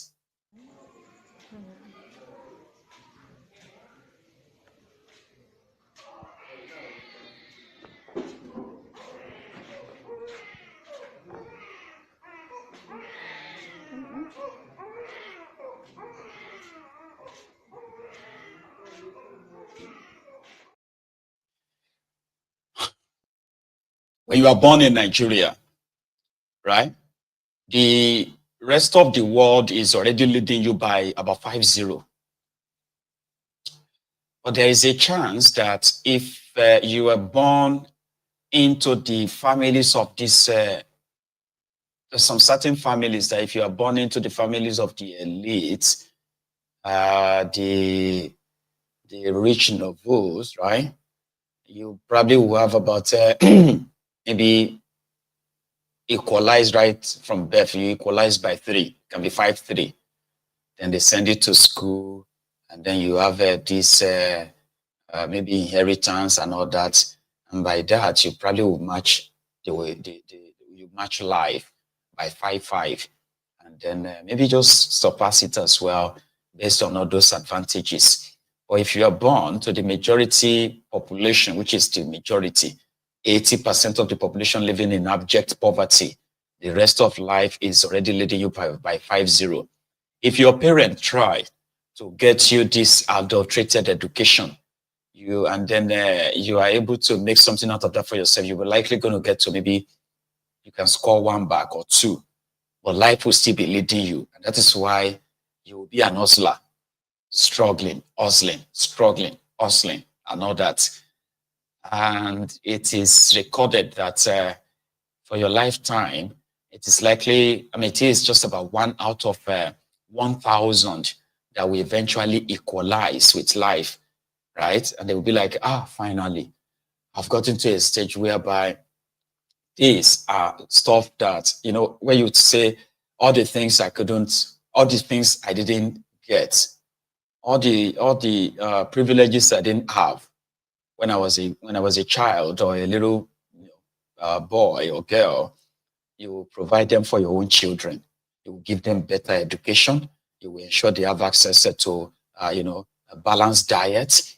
They would have access to the better health care. You can afford to, things that you never, which is pretty much like privileges, like 24 hours electricity. So that's what majority of us are thriving to kind of give to our own children and say, all the things I missed, right, growing up, I want my children to actually have them now. Or you guys are just so lucky, kind of. That is exactly what Nigeria is. Billions and billions of Nigeria money, including loans taken in the name of the people, have been squandered, looted by the ruling class. And every day, children are being brought to this world in that Nigeria. Many of them being brought to this world, into this world in IDP camps, in darkness. Imagine getting born in the dark. You don't even have an idea where you are. But something will remind you that this is Nigeria. Welcome to this world, as it turns out to be. So lucky you, if you were born in an hospital, even if there's no light, it's still an hospital. Others were born in IDP camps and other unimaginable, inhabitable places. And this is the result of the ruiners of Nigeria, like Dele Farotimi will put it. There's one of his interview years back where he was talking about this rot found it. You asked. Any Nigerian who is still hanging around waiting for 2023 to change Nigeria is a fool. Line 20 Dele Farotimi up and ask them to become president of Nigeria. 20 of me, 20. Multiply their brain power by 10, factor of 10, and then force them to operate the 1999 Constitution with the governance system that is enshrined in it. We shall fail spectacularly. The problem of Nigeria can never be resolved by personnel changes. The system is designed with impunity undergirding it, and it can never deliver anything positive to the Nigerian peoples. Be those Yoruba, Hausa, Igbo, Fulani, whatever they care to be. Make an Igbo man president of Nigeria in 2023 and force him to operate the 1999 Constitution. Complete waste of time. Igbo will continue to suffer the brunt of the wickedness of the Nigerian state. Every Nigerian is rendered stateless by the 1999 Constitution. It is an iniquitous, wicked, and evil document. It has nothing good for the Nigerian people. And the longer we continue to fool ourselves believing, and let me enter one quick caveat. Our rulers are actually very intelligent when they care to be, especially when it comes to their own preservation. And I know as a fact that they're already making noises about restructuring in Abuja. The Mace Snatcher and the Lawan and that one that calls himself Baja, all of them are sat there running helter-skelter, cobbling together some lies that they intend to sell to us as constitutional, what do they call it, amendment. Let's be clear. You cannot continue to build on top of lies. You can't sustain that lie. And as long as justice is missing in a place, you continue to have strife. We need to tell ourselves the truth, and that truth is that the closest we can come to normalcy in Nigeria is to have a return to the original agreements that founded this country. Those agreements are very clear in their fundamentals. One of them, federal system. Nigeria is today not a federal system. Let's stop lying to ourselves. The word federal was brought to life by the American election. Each state has its own electoral body because it is essentially a country within a larger country. That was what our fathers agreed. Nobody agreed a situation where a clueless man will sit down inside a rock and begin to issue edicts and diktats to every other person. Nobody signed on for that in 1960. All the constitutional conferences, beginning from 1948 all the way to the 1951, all the way to 1960, each and every one of them was very clear and unambiguous. Nigeria was meant to be a federal system based on parliamentary democracy. It wasn't by accident that our fathers settled on parliamentary democracy. They wanted to make democracy as close to the people as it could be. So it simply meant that if you're a parliamentarian, you knew your people knew you. It was the aggregation of the parliamentarians that determined who became the prime minister, and they were also the ones at the regional level who determined who became the premier. So democracy was devolved. It was easier for the people to become involved. What we have today is not a democracy. What we have today is not a federation. We've just become a nation of liars who readily accept every lie that we are told.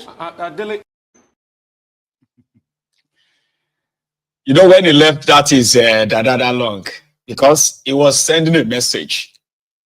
Dele Farotimi said, we are living in a country of lunatics. We are all mad. If you look at this Nigeria and everything playing out, from the leaders to the followers, from the ruiners to the ruined in Nigeria, we are all mad, even though we are pretending to be normal people. So he left his ear to grow that way, to become that like a madman. I missed that time because later, Dele Farotimi later calmed down and joined the Obedience, a political movement that he believes that if it was given the opportunity, is the closest to the Nigeria revival, and therefore It played a very huge role in that, not only to nurture the young ones who have given up on Nigeria. It is also to be like a bridge between those who have given up on Nigeria and those who want to give Nigeria a chance by making himself the, the bridge between them, and that earned him a lot of enemies from the establishments, right? Dele Farotimi belongs to the Yoruba Afenifere group. And when the Afenifere group endorsed Peter Obi, that moment was the day they had a target on his back. And they've been looking for how. And he said he's not going to leave Nigeria. I won't leave Nigeria. I will not run away from these guys. Whatever they want to do, let them bring it on. Now they've brought it on now. So which means we are all Dele Farotimi. All of us are. Whether you are for the breakup of Nigeria or you are for this one Nigeria of a different, that is different from what you have right now, right? We are all Dele Farotimi. So there is a clip of the NDLEA. Which one should we go for first? The rescued mother kidnapped in Abuja, rescued by the police in Abuja. This is a good one, by the way. And it is the report of a rescued mother who was kidnapped with her own child in Abuja. Here. On this particular day, 31st of October, 2024, the mother of a young man sitting beside me here, 4-year-old, Hope Evans, was taken to school by the mother, deposited in school, and the day activity went normal.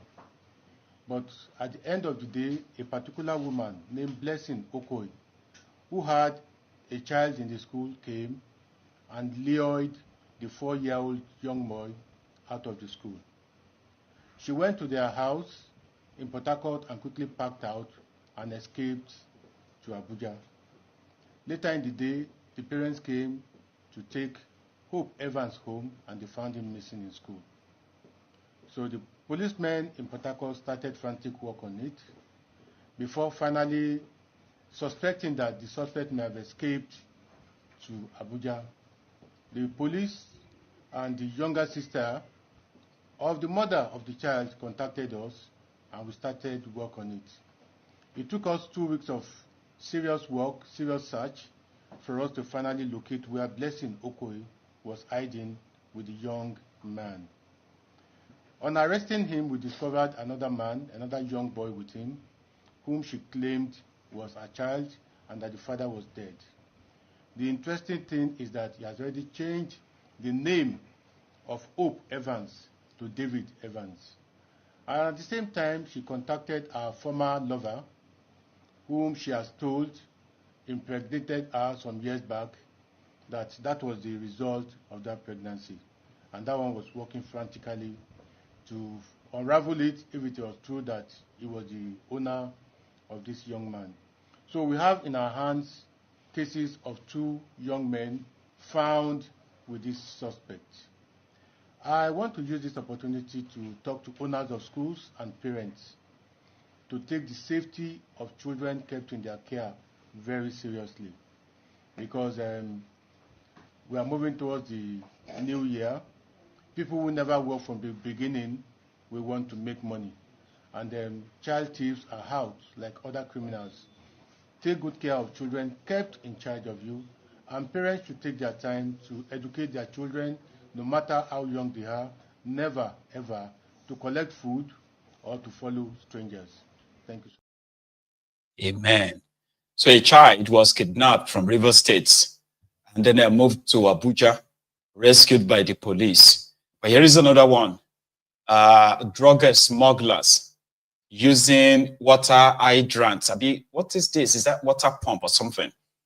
So, and they got discovered by the NDLEA. And in my own opinion, somebody actually snitched. It is not that the NDLEA are that good. Pardon my,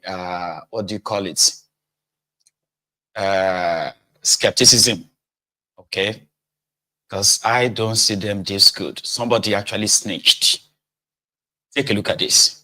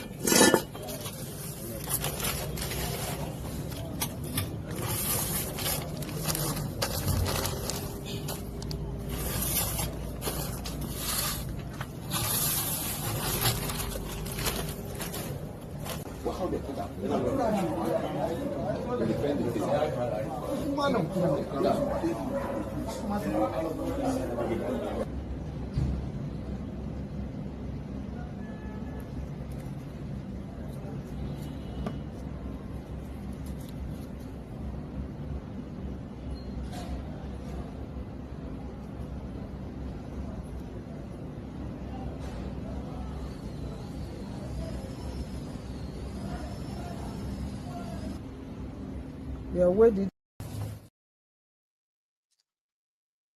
Somebody must have snitched.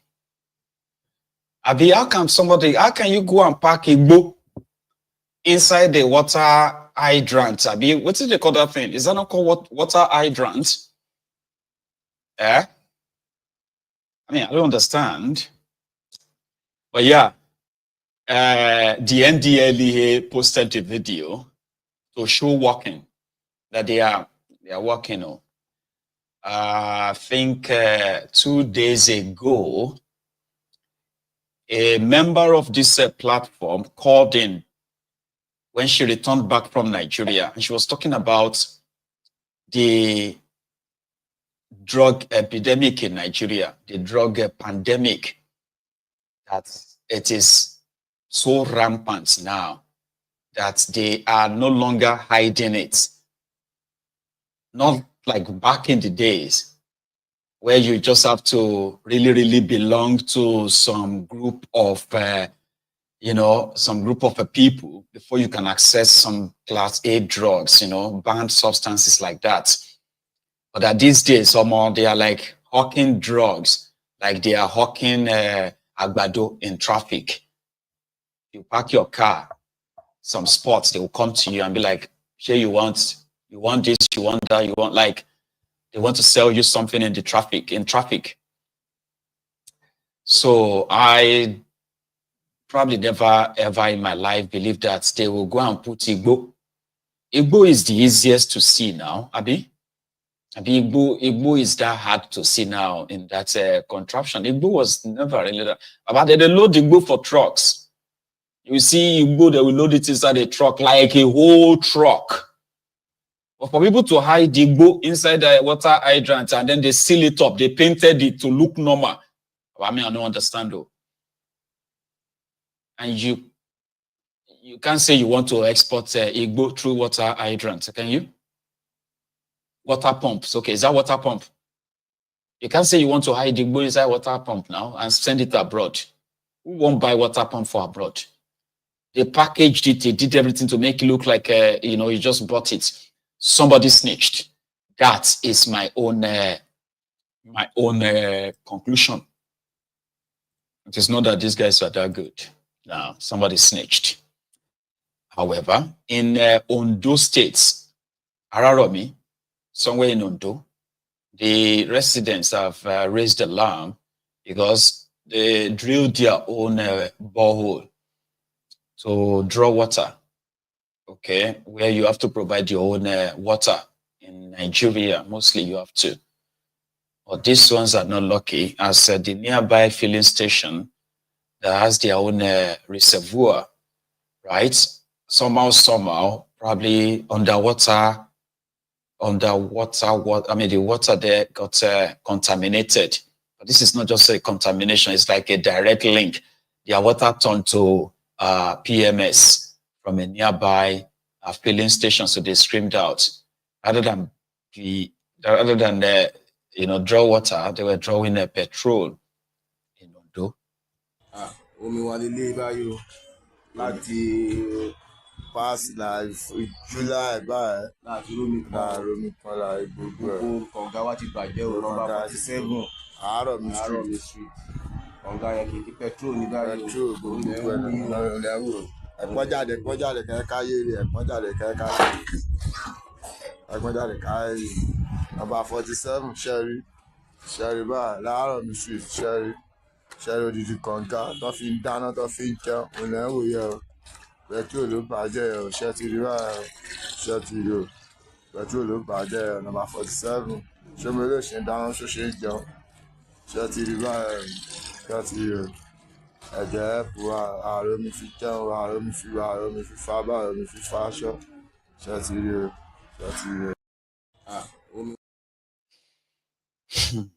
And I hope they get the help.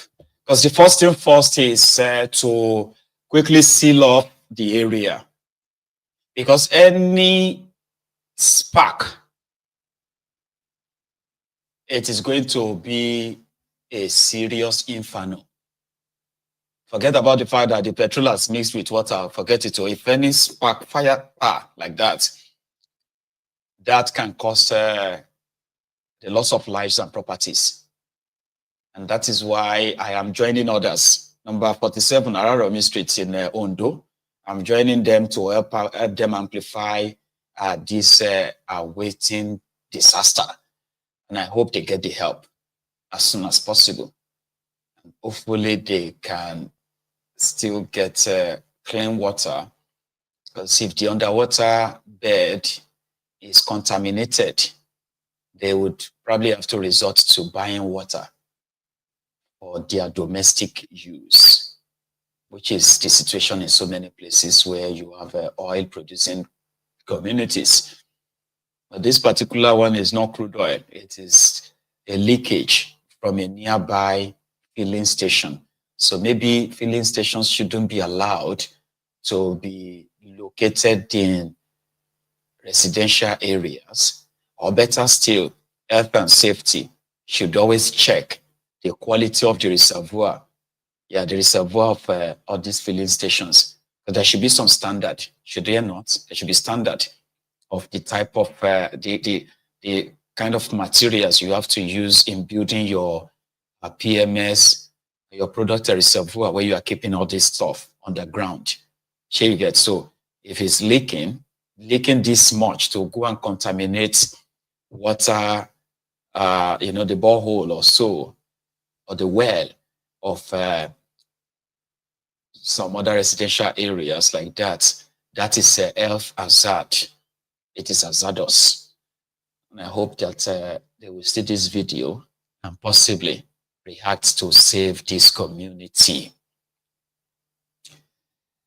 Yesterday, Donald Trump arrived in France, where they are reopening the Notre Dame's theater in France, the one that got burnt years back.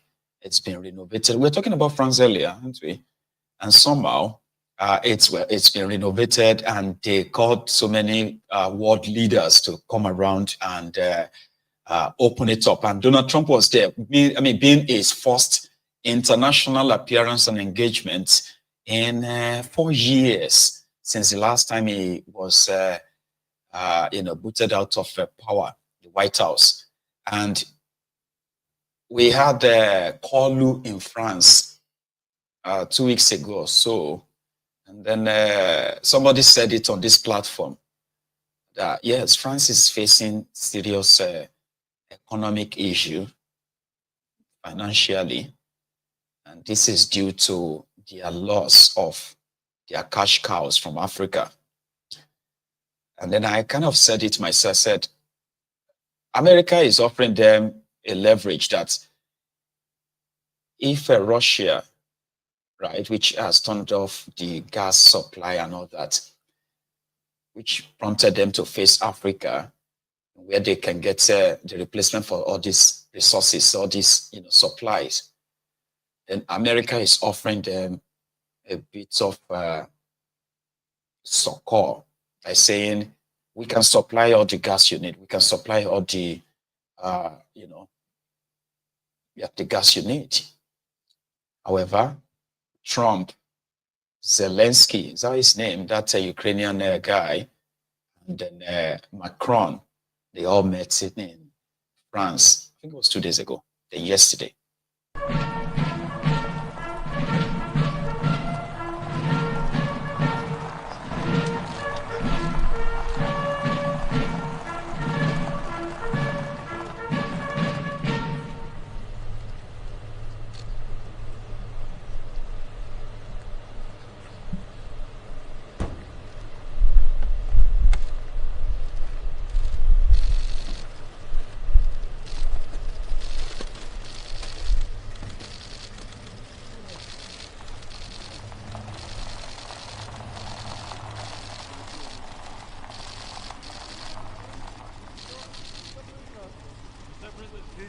Please. Hop, c'est président.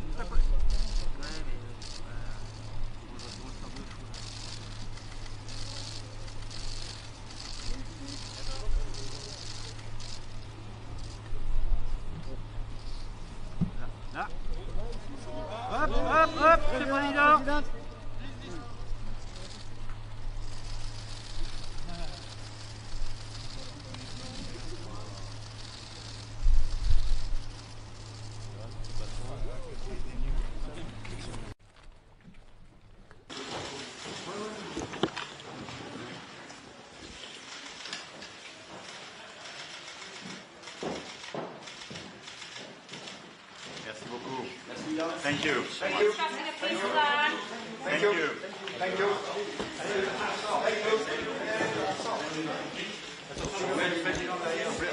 Merci beaucoup.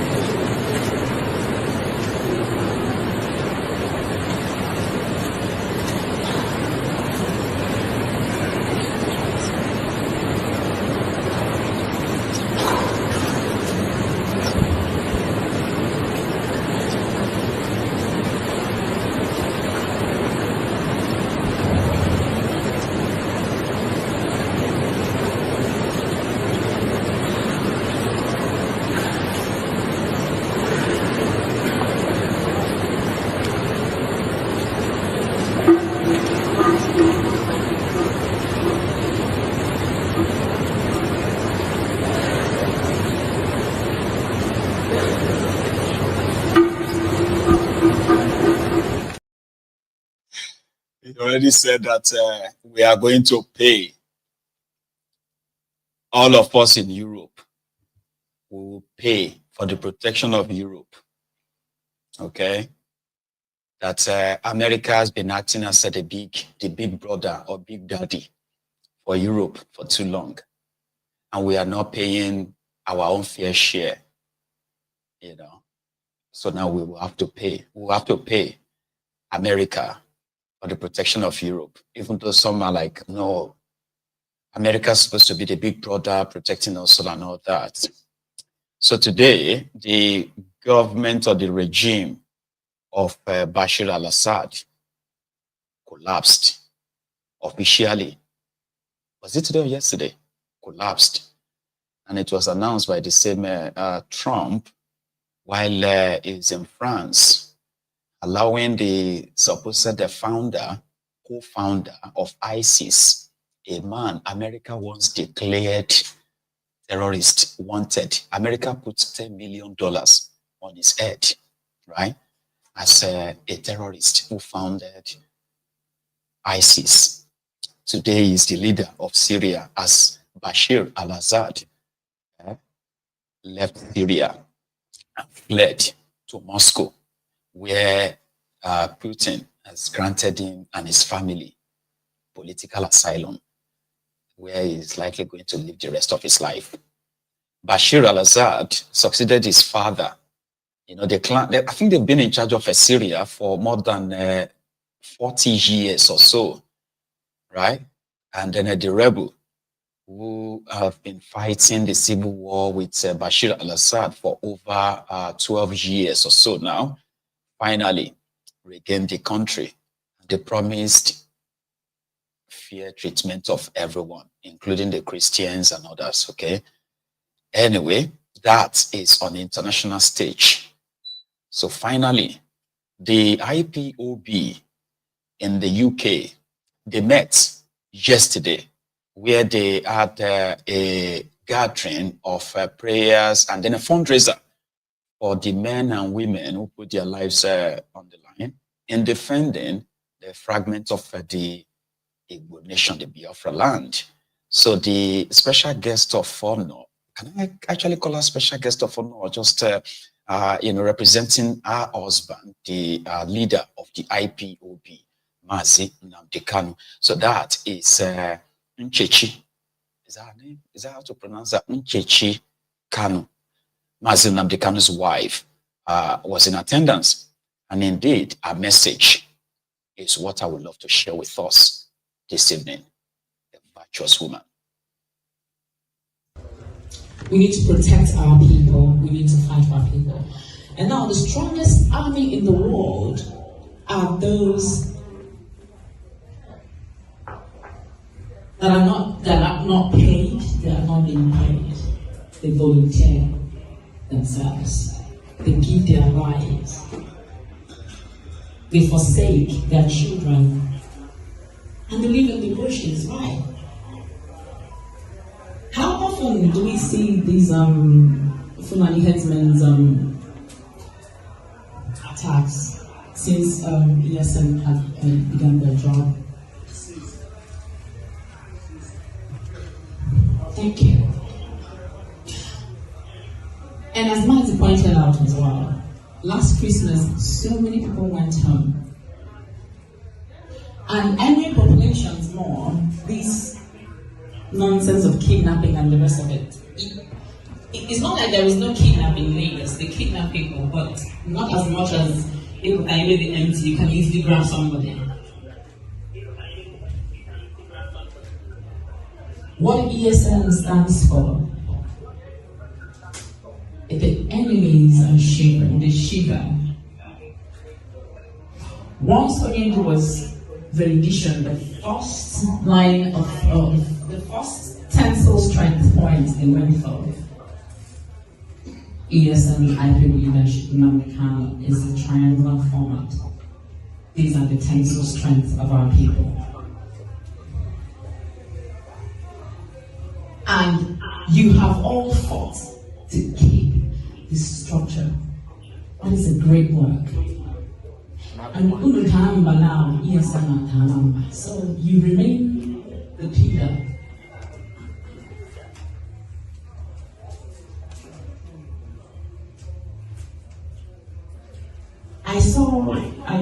I had the opportunity to see a few of them. These are men who have made the decision to give their lives.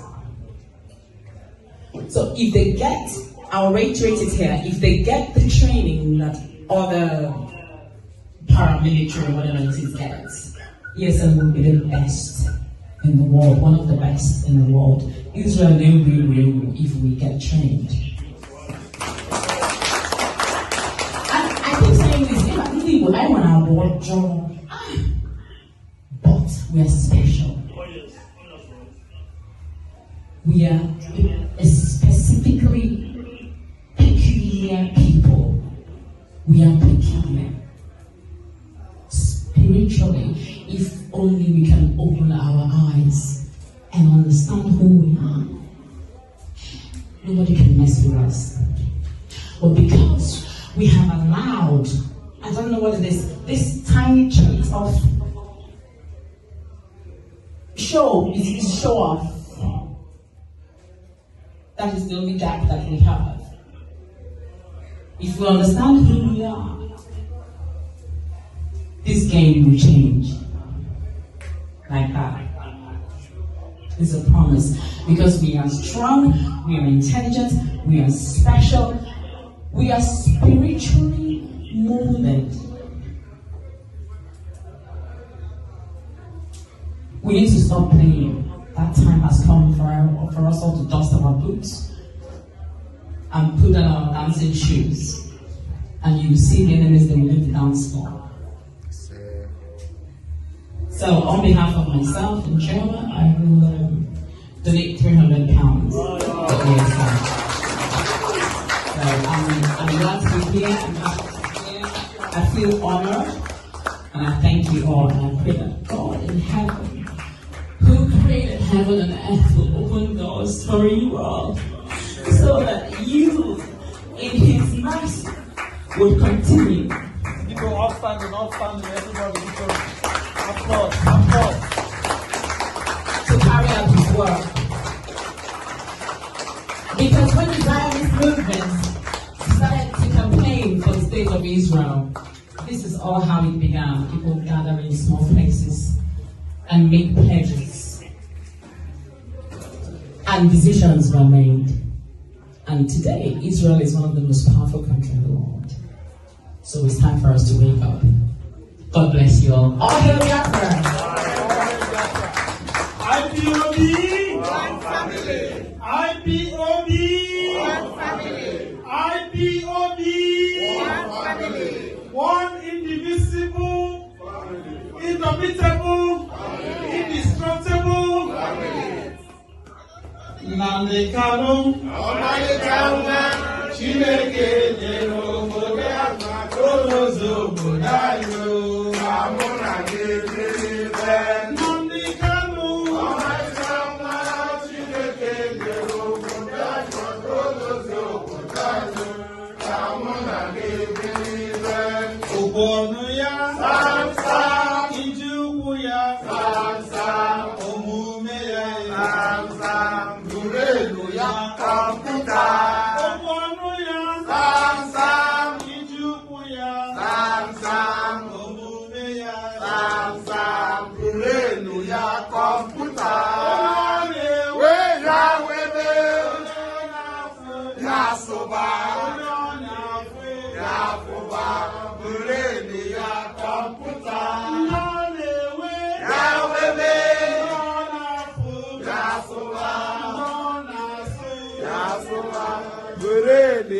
Computer.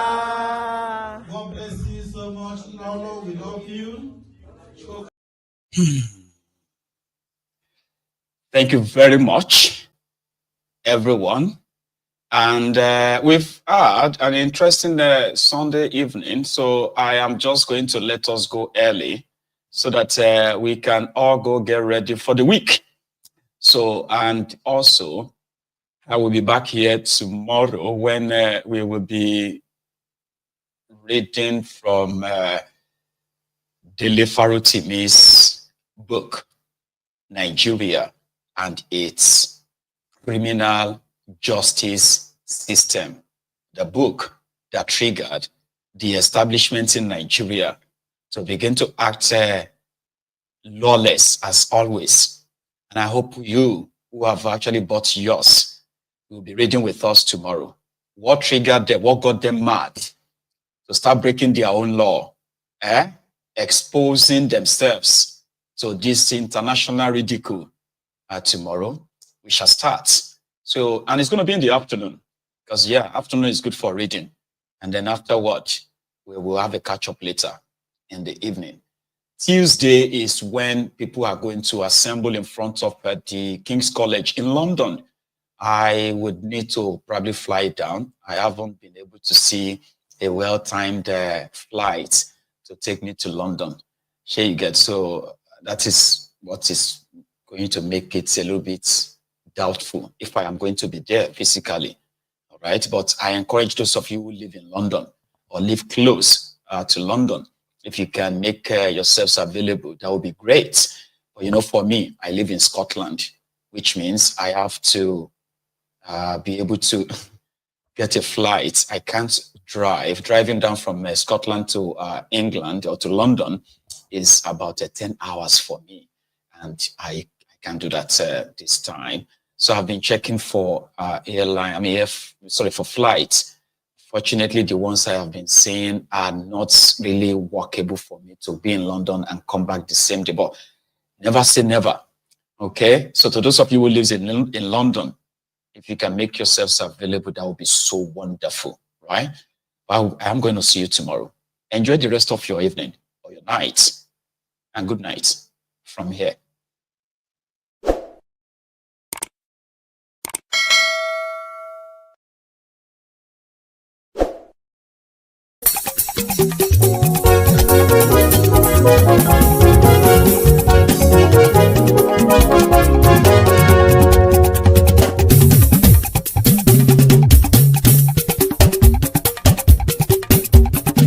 Mayegun làwa mọ̀ làmọ̀ tó dòdòdò. Mayegun dayari Nayibi number one. Mayegun làwa mọ̀ làmọ̀ tó dòdòdò. Mayegun dayari Nayibi number one. Mayegun ti dé o ọ̀rẹ́ ará ìlú. Mayegun dayari Nayibi number one. Lórí Facebook, lórí YouTube. Mayegun dayari Nayibi number one. Gbogbo bó ṣe ń lọ ni Mayegun já wa sí. Mayegun dayari Nayibi number one. Àṣírí ọ̀jẹ̀lú kì í bò níbẹ̀ o. Mayegun dayari Nayibi number one. Bó bá ṣe eré àní Mayegun máa wí. Mayegun dayari Nayibi number one. Ó sì tún ṣe eré wàá gbọ́ níbẹ̀ o. Mayegun dayari Nayibi number one. Mayegun dayari political. Mayegun dayari Nayibi number one. Godfatherism kò sí lọ́rọ̀ Mayegun. Mayegun dayari Nayibi number one. Ẹ farabalẹ̀ sẹ́ o kẹgọ́rọ̀ lẹ́nu o. Mayegun dayari Nayibi number one. Àní Mayegun làwa mọ̀ tó dòdòdò. Mayegun dayari Nayibi number one.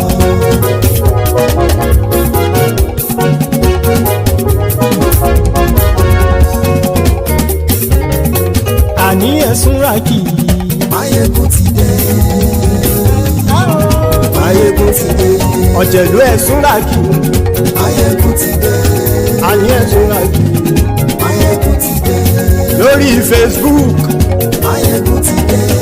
Àní ẹ̀sùn ràkì. Mayegun ti dé. Lórí YouTube. Mayegun ti dé. Àní ẹ̀sùn ràkì.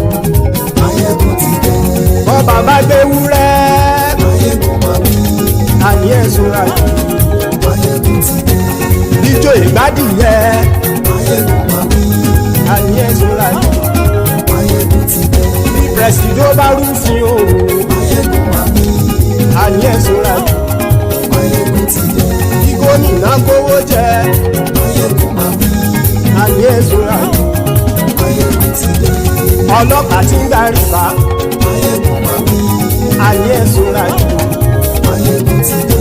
aṣòfin tí ń rúfin òwò ayé ẹ̀sùn rájò òkúrọ̀ olóṣèlú ayé ẹ̀sùn rájò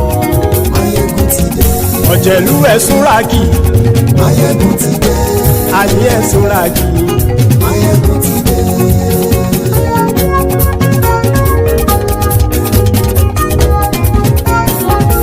Máyégún ti dé gbogbo ọ̀jẹ̀lú ẹ̀sùn rájì.